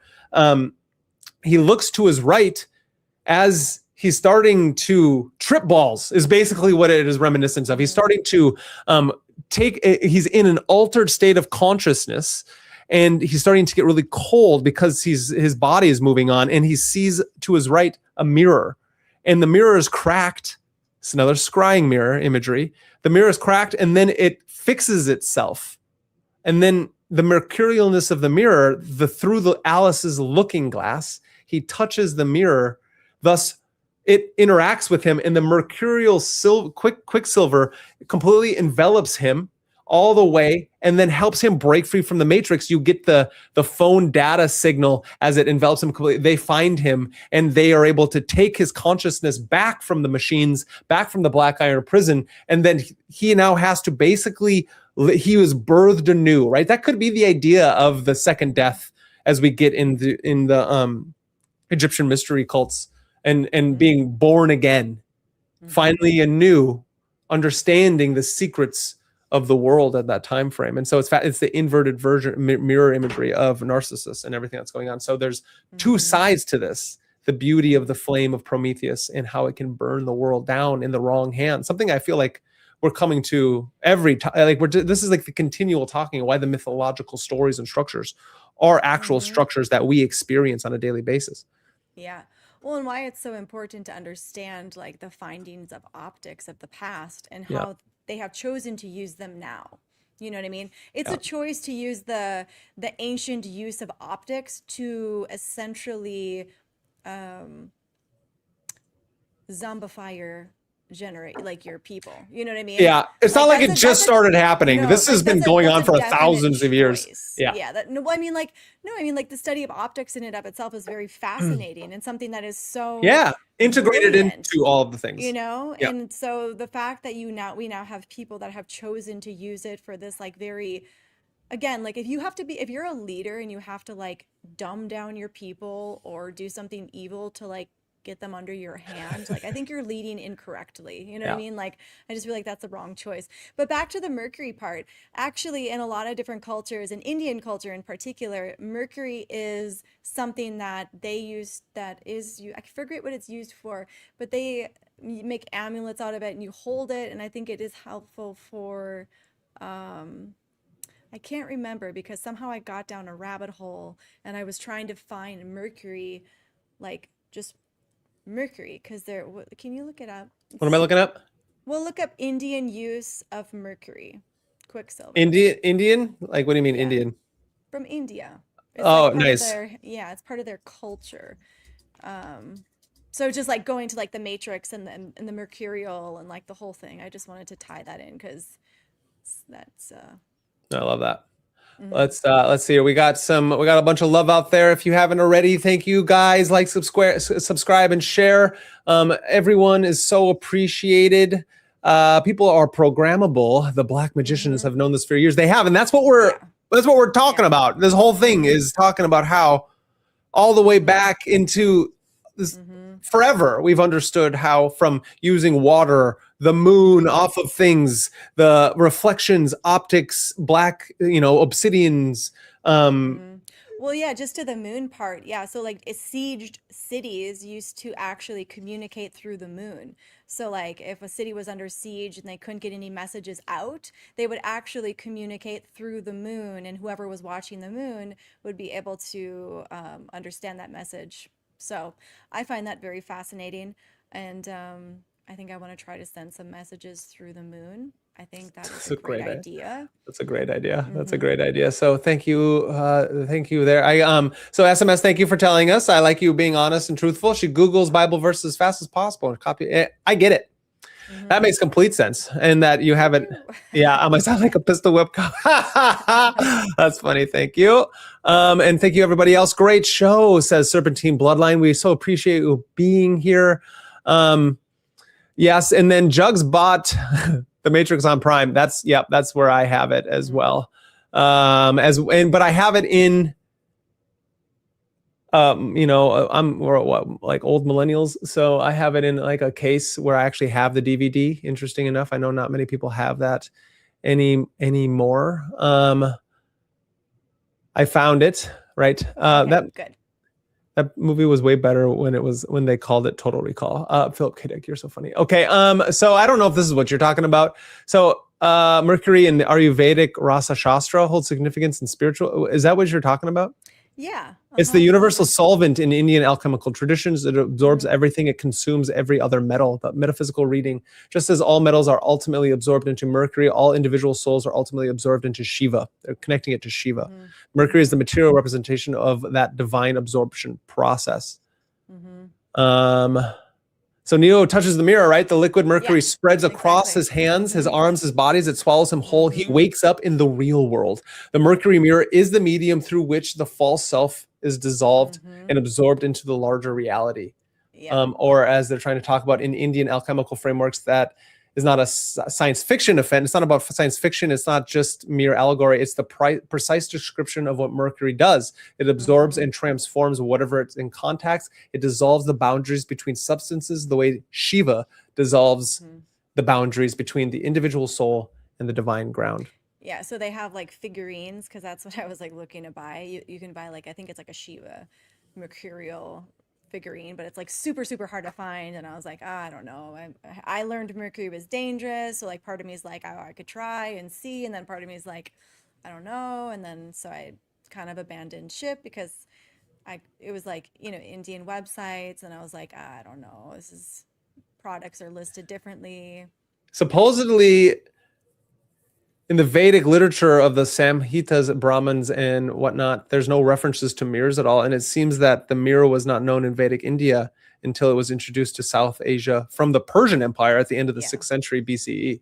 That makes sense. Because the Persian mirror tradition, the same one that traveled through Thessaly into Rome that we were talking about earlier, and eventually produced Pompeii's glass and the catoptromancy practices in Agrippa, traveled through all the alchemical Persian Empire into the Renaissance period of Europe and Spain, which is fascinating. Fascinating. Yep. As we move through here, we're gonna have to probably do multiple streams, shows on the interesting effects of the mirror. Mercury? Yeah, no, of the mirror itself, and of Mercury. Fascinating enough, we could also tie this to the Black Iron Prison again, and how things can go so wrong. Is that if we get too far and into our own levels of paranoia on these things, you get such traps that are being given to us on all these sites. Things that can just be created they're almost the ultimate, like the illusionary. Our Black Mirrors become the illusionary fiction creators of trying to push different psyops and personal agendas. It's almost like the demons, or those things that possessing us, these ideas that are real, are possessing us, and they move through things. So like QAnon, right? That's like, we can call that like an invocation god, and somebody thought up this idea and they put it through, and then it just spread through the world at this time, which there's a lot of real things that are within the octopus of control that is being spread through things. But then also to think that there is this, fascinating enough, it goes back to the dualism, black hats versus white hats, that there are like these Jedi versus Sith things going on in these social structures, in these political institutions. Thus, you don't have to do anything. Just let the phone tell you what's going on. Just let your genie tell you how to work these things through. Well, that's what I was going to say, is hypnosis. Like MK Ultra, what if they actually figured out the trigger in the brain to trigger hypnosis without having to do like the voice thing and the whole thing that people have to do to get people in a hypnotic state? What if they actually figured out how to trigger hypnosis through certain light stimulations, like light pulses? Right. So there's like certain light pulses that we all experience when we turn on our phone that make us enter into a state of hypnosis. And as you know, like not everybody is able to be hypnotized, right? So there's certain people that are more apt to fall prey to hypnosis versus others. So it is interesting that you do find there's like a group of people that seems to be on par with every psyop that happens. There's always like, oh, come on, this isn't like, you know what I mean? And then there's like a group of people that's continuously falling into the psyop. And so it would be interesting to, I mean, actually I just went into my brain like a few different directions, but I mean, it would be interesting to see like, first and foremost, like, if there was any study on hypnosis and triggering hypnosis through light pulse interaction with the third eye. Wow, that's brilliant. I think we should, next stream, we should do this exact same thing, and we're bringing on the occult reject, the great reject himself, Nick. Yes. Yeah, he's Cardinal Head. with that. Cardinal Head is going to be on our next show we do next week, so we can talk more about this. The three of us, I think we can go deep on that. I want to then continue, because we're streaming down to the end of the show. I have a bunch of these ideas that are still out there that I want to get across, right? So we've been talking about a lot of the more Jungian shadow projection, on how if you can cleanse the mind and clear the imagination and tap into your nervous system and go through these rituals and consecrations, then you can tap into some kind of thing that is like a vision for your timeline, for your karma, for your soul, that's trying to help you move things forward, so you can see both you as an individual where you're going in a divinatory realm, or you as a tribe or a community, right?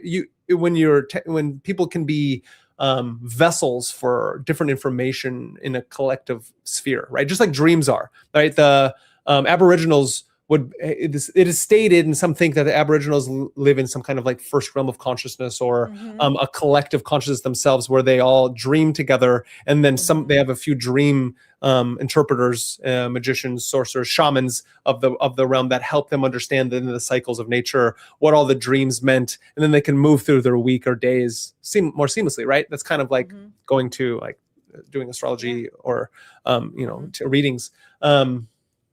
Then there's so that's one realm. But the other is what Agrippa is talking about. And help me kind of break this down. You might probably do it better than I can. But the idea that Agrippa's 7 planets and the 7 winds, right? But the idea is that the mirrors for him are then talismans that are taking these divine energies through these solar rays through into the mirror itself, and then it becomes a projector. And so there's these 2 different realms. And I'm trying to bring it back to the idea that you had, which was so brilliant, that then the phone itself is using metals like Agrippa would with his natural philosophy, trying not to supernaturalize it, but bring it into these forces that are moving through the different realms of the great chain of being into the human spheres. And then we see certain events and things being created from them, right? Yeah. Like the planetary energies and these things like that. And we're all prone to specific planetary energies. Some people are more Martian, some people are more Venusian, some people are more whatever. So yeah, I mean, it's interesting because I feel like I've gone through levels of what I understand the phone to be now. Yeah. And I'm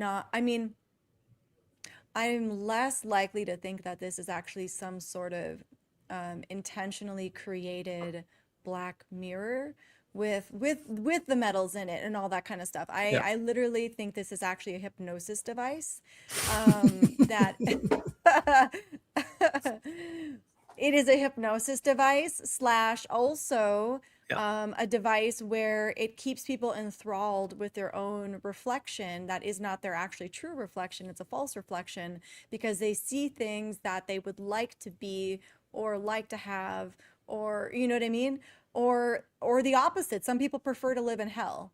Some people like to see the horrible things and all that kind of stuff. So yeah, I mean, I originally liked that idea, but then I got thinking about it and I was like, I don't know. But you would need those things to house that energy. That's what I'm saying. So it is the combination of these 2 things, and that's the brilliance of the theory of the different models of reality and how we can view something happening from different angles. Yeah, because you have to have all the different frequencies to be able to project like those frequencies. So because you have to have the frequency of Mars if you want to have fighting and war on your screen. Cortisol enhancement, right? So you must have some sort of metal or stone. Venus, the inverted version of Venus, whatever that is, to continue pushing out the waifu lust demon and and so on and so forth. But again, it's like that AI version, which is like, you should like this. This is exactly what Mars is like. You should like this. Why don't you like this? We created this for you. Why don't you like this? You should like this. Why? AI created It's making it easier for you. It actually is. You can do your mindful. You don't. Wait a second. You don't have Sam Harris, friend of the show. You don't have Sam Harris's mindfulness app, even though he's supposedly an atheist. Yeah. Well. Yep. That's not gonna. Your cell phone is supposed to help you with your business. Yeah, you should actually do some sort of meditation led by Sam Harris on with the Antichrist. Is he's the Antichrist guy? No, sorry. See, Peter Thiel. Yeah, this is the beauty of Kaiva Rose. She doesn't really know the names and tap into all the pop, tapped into the cool kids, the cool kid pop culture thing. But both reptiles, and in the sense that they're tapped into the reptile nature, and they think they're reaching God, or whatever version of their new atheist / transhumanist, because they're both scientific material transhumanists. I mean, interesting thing to think about is that typically to access some sort of energy. You must have some sort of like similarity to that frequency you're trying to attract, right? Yeah. And what if those two are actually dead souls? So they're actually just like vampiric souls that have been here for too long and they refuse to leave. And what if they no longer have the ability to connect with like some sort of higher force or some sort of like energy through just like the obsidian reflection, or any sort of type of reflection, so they have to use these AI devices to have that source, you know what I mean? Love that. I love that. Mm-hmm. I love that. And then it goes back to the idea that these aren't new things. They've been going on for hundreds to thousands to hundreds of thousands of years because of this. This is natural science. Mm-hmm. We're using elements and structures that are around us at all times. And that is where we want to bring this abstract thing of the abstract ideals of what demons are, or angels are, or scrying, and these things that everyone always wants to fantasize outwards into some kind of transcendent abstraction, instead of realizing that it has actual biophysiological effects on our psychological and emotive and actual material world. You know what? I want to find the manuscripts of that the guy from Pompeii, because I want to know what he thought when he saw the armed men. You know what I mean? Through the looking glass. Oh, explain When that, because he I don't think we said that. That's one of the things he saw. Yeah. So the guy The armies, the armed armies. the guy threw in his spoils, got the black mirror. Gaius Nos Magnus. Right. Yeah, He got it from Persia. And when he looked in it, he saw armed men. But that's all we know. I would like to know the context of like, how did he feel? And that information is coming from Agrippa.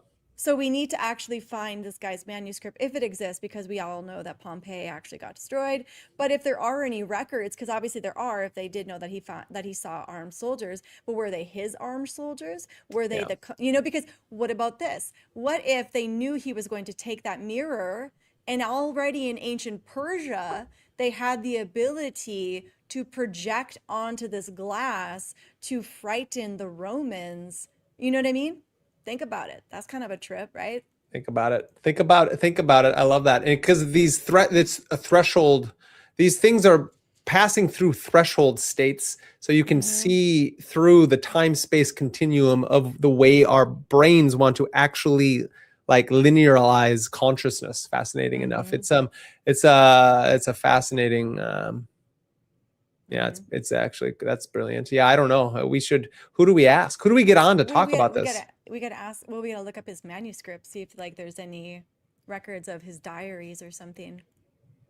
Yeah, that's great. That's a great idea. I also want to get it across. These things are all over the place, right? So Lewis Carroll also talking about it in his through the Alice Through the Looking Glass. So it's all over the place, because Carroll is the bridge that between that. So Lewis Carroll isn't just a kids writer; he was a mathematician, and he was able to see these things all over the place. Snow White and the Seven Doors. Like, who was that was Brothers Mirror, Grimm. mirror on the wall. So like, what were the Brothers Grimm up to? Right? Or was that was that Grimm? I think I'm pretty sure that's Grimm. Pretty sure. Yeah, is that nice. Yeah, so that's fascinating. And so the idea is that these mirrors have the ability to change, to move you through thresholds that move you into different realms of the strange, right? We're all mad here, says the Cheshire Cat, and it's kind of like upside down land. And what's fascinating, and why I bring up Lewis Carroll and his Alice in Wonderland and Through the Looking Glass, is that he was going through kind of like Zen parables and inverted irrationalities of how to move through logic and kind of invert logic at that time frame. And that's kind of what this whole thing is doing, is trying to take levels of logic and science and invert it, or make it so we can see through the everyday rational mind and break into a higher realm that actually helps us understand the synchronicities and patterns of things, or can be inverted to take over the hardware of the human consciousness of the human person, to then have them become basically MK Ultra pinging vessels that can then move information and basically make change to a world that we're currently living in. Is fascinating. It's fast. It's all quite fascinating. Yeah, I just looked up the Snow White one. That's what I was Yeah. interested in. It's you can keep talking. It's something because apparently there was a real mirror in the lore castle in Germany. That's crazy. Yeah. So the mirror feature an upper frame etched with the French words self-love or pride. Acoustic trick. The mirrors produced by this specific factory during the 1700s were an engineering marvel because of the specific glass casting and the room's architecture. The lower mirror functioned as an acoustic toy. When someone spoke directly in front of it, the glass reverberated and threw their voice back at them like an echo. To the people of the 18th century, this bizarre echo made the mirror feel alive and talkative. Today, this exact mirror is preserved in the Spessart Museum at Lohr Castle. So, and that's how the Grimm brothers got it. That's kind of wild. It's like thinking of just even like optics of the mirror, but then also the What? The vision? acoustics. Acoustics. Oh, Yeah. interesting. Yeah, that is really interesting. Yeah, it's Because that's what we have right here. Right here, we have yeah. an acoustical optic mirror. You know what I mean? Yeah, So it's like that's true. the Because it's both science projecting sound clearly, and it really works through space and yeah. time. Mm-hmm. Yeah, it's fascinating. So we are in our pockets, we have black obsidian scrying mirrors that actually have been translated into the postmodern era, that they are still enraptured within a Cartesian system because it's a rectangle that does emanate some kind of sacred geometrical frequency and an inverted frequency. It's actually a non-native frequency. I only say sacred geometry because it is the golden rule, the golden ratio within the kind of rectangle that is. But it is producing an inverted frequency, a non-native EMF that then can halt the awakening process and maybe do something to the karmic soul that is trying to move within systems. That goes next to the broader scheme of how the satellites and the EMF and this control grid that is around the planet and tapping into the Schumann frequency and resonance that also are, when we walk outside and we try to ground ourselves, you're tapping back into the Earth's frequency. We are Earth beings. We are born from the Earth, which is why we don't want to think about things coming from out there into here, but from into here out to there, which goes back to the alien disclosure, what artificial intelligence is, and everything that's going on into this current day and age, that then these phones have the ability to help set you free. But if you're not careful, it can also enshroud your consciousness within a myopic system and its own, what do they call it? Like a myopic tunnel where you're only going to get fed the things that you think are going to push the narrative continually. So to stick you within your algorithm, to stick you within the cave itself. And what we're trying to do is we're trying to step outside of that. So you need to curate a nuanced algorithm that helps. That's why we should be always taking in multiple different maps, because the territory and the map, right? The Korzinskian territory map and levels of abstraction that we have within the nervous system, we have to try to find concrete examples of things. And what we're only ever getting are actually reports. And those are many different maps off of what the actual territory is. And it's the same thing that we're getting. It's like the Russian dolls or this black iron prison thing. We don't need to be in prisons when you are in a mental constructed prison, that now you're not an actual person or a human, but an animal being led like a dangling carrot. And that's that whole idea, is like, how do we stop being an animal being led by that dangling carrot, but tap into the everyday magic of the world and become our own queen, king, philosopher, warrior, magicians, lover magicians, and not be led like an MK Ultra Manchurian candidate, but understand that we are within a magical paradigm, not a scientific materialist paradigm. We use the scientific materialist worldview to help us understand things and to specify things so we can move forward. But we have to understand that specialization is but for insects, and we are not animals or insects. We are humans. And to realize the fullest capacity of what it means to be a human is then to use the technologies, the arche around us, to be artist magicians that are helping co-create this world to become, as we are, our own master builders and our own demiurge in this realm. Brilliant. Yep. Brilliant. We got a lot of love tonight on this stream, on this show, the great show, the Black Mirror, Ancient Scrying, Digital Possession, and Modern Magick. With sitting next to me, the great Kaiva Rose. How do you feel about tonight? I feel great. I have one last thing. This is just because I'm idea maxing right now, and this idea is like she's been idea maxing for days. And so I want to understand, like, is it the blue light that makes the eye blink less? And that's why there's like, it invokes a state of hypnosis to use the phone.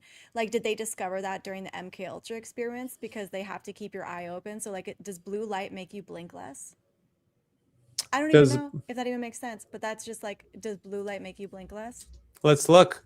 Because like, maybe, I don't know. Because when I think of like MK Ultra, I think of that like the one where they hold the eyes open. Well, you're thinking of Clockwork Orange.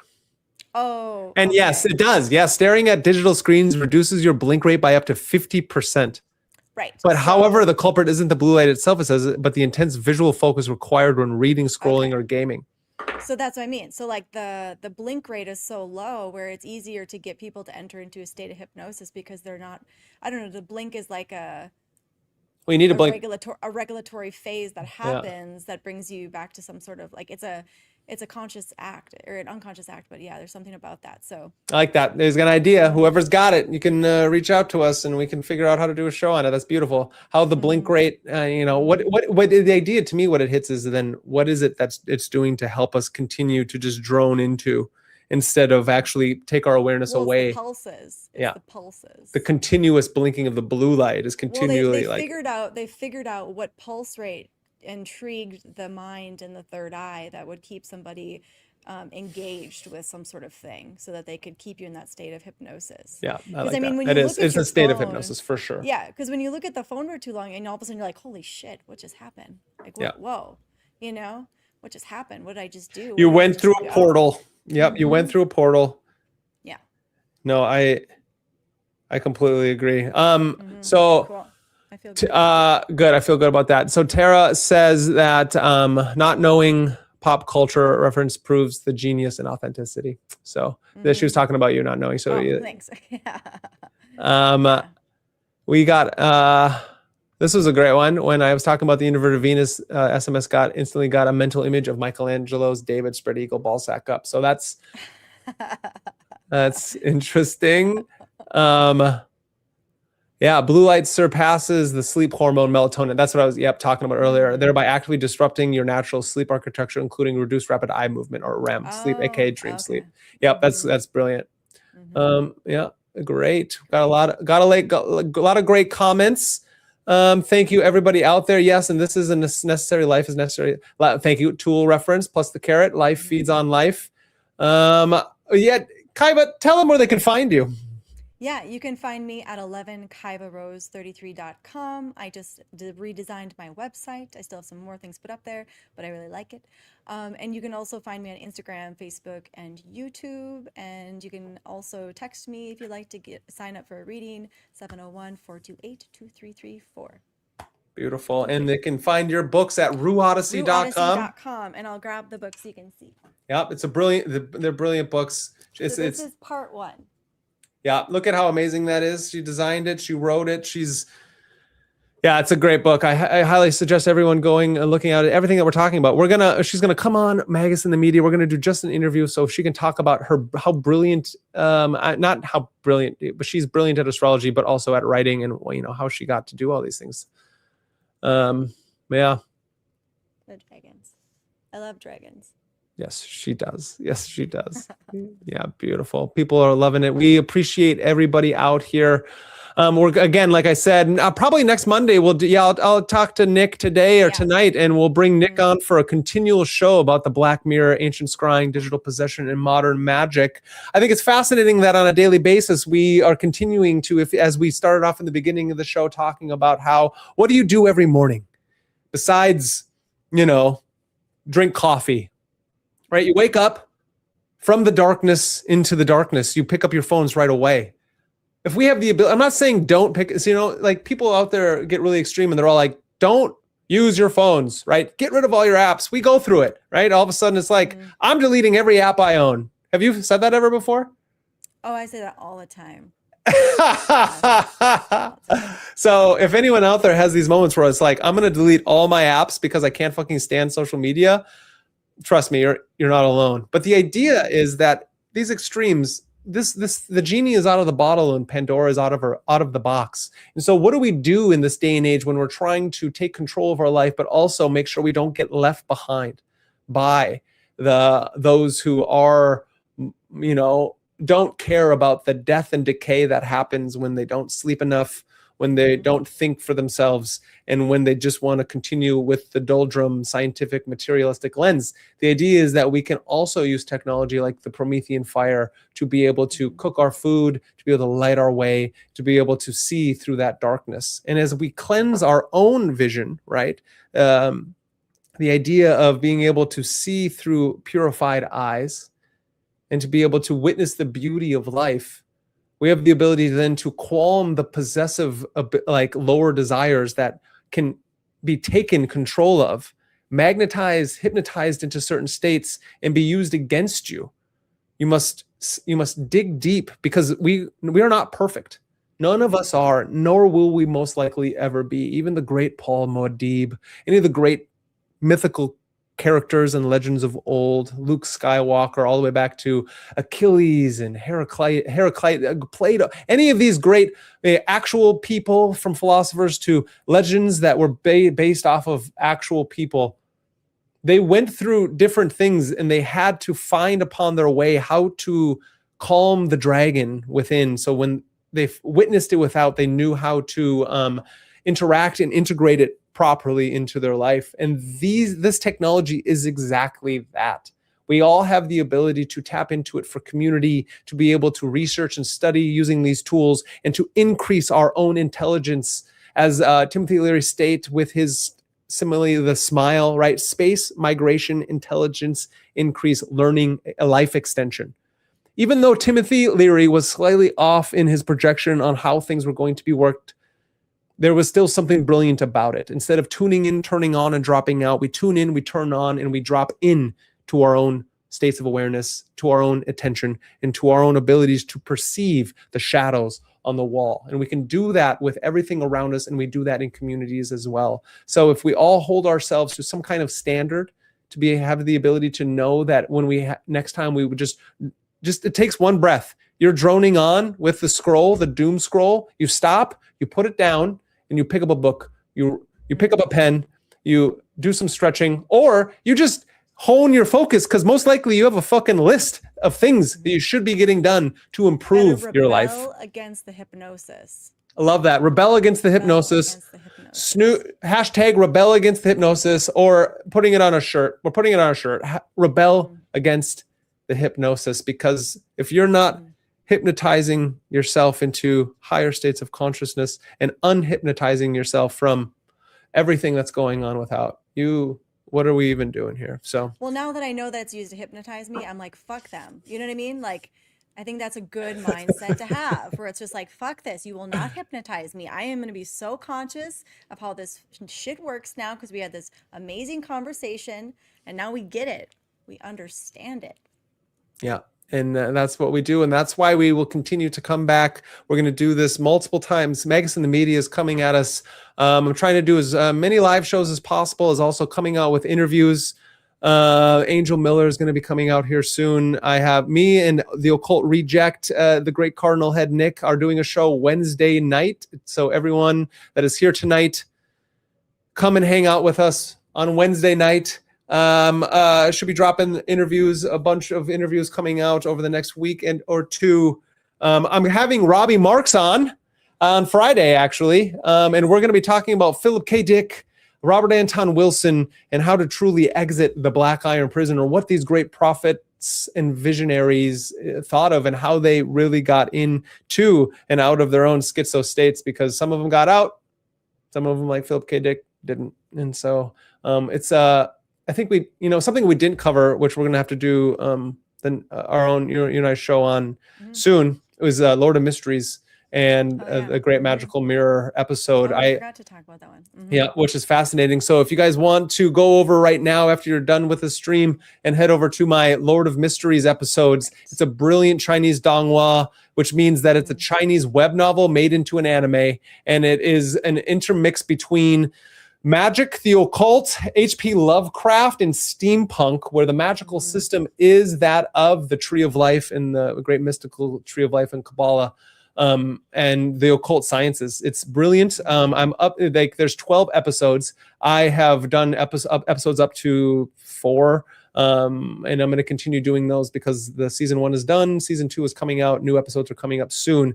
That is a great episode to show you the dangers of certain magic and into the hands of novices and dabblers.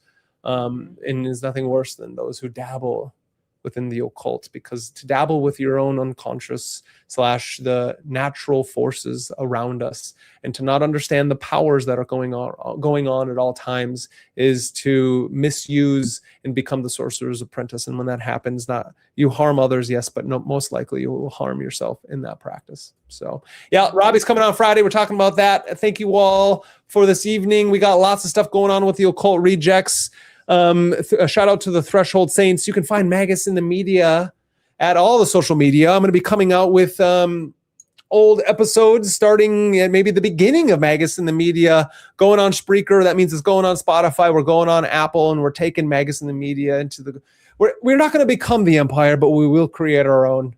If you haven't already, again, thank you, everybody. Subscribe, like, and share, and realize that myth, magic, and meaning is everywhere. And it's in all the things that we love. And as long as we're doing that, tapping into the true and the authentic, we will be forces for good. I hope everyone has a fantastic evening. And again, good night.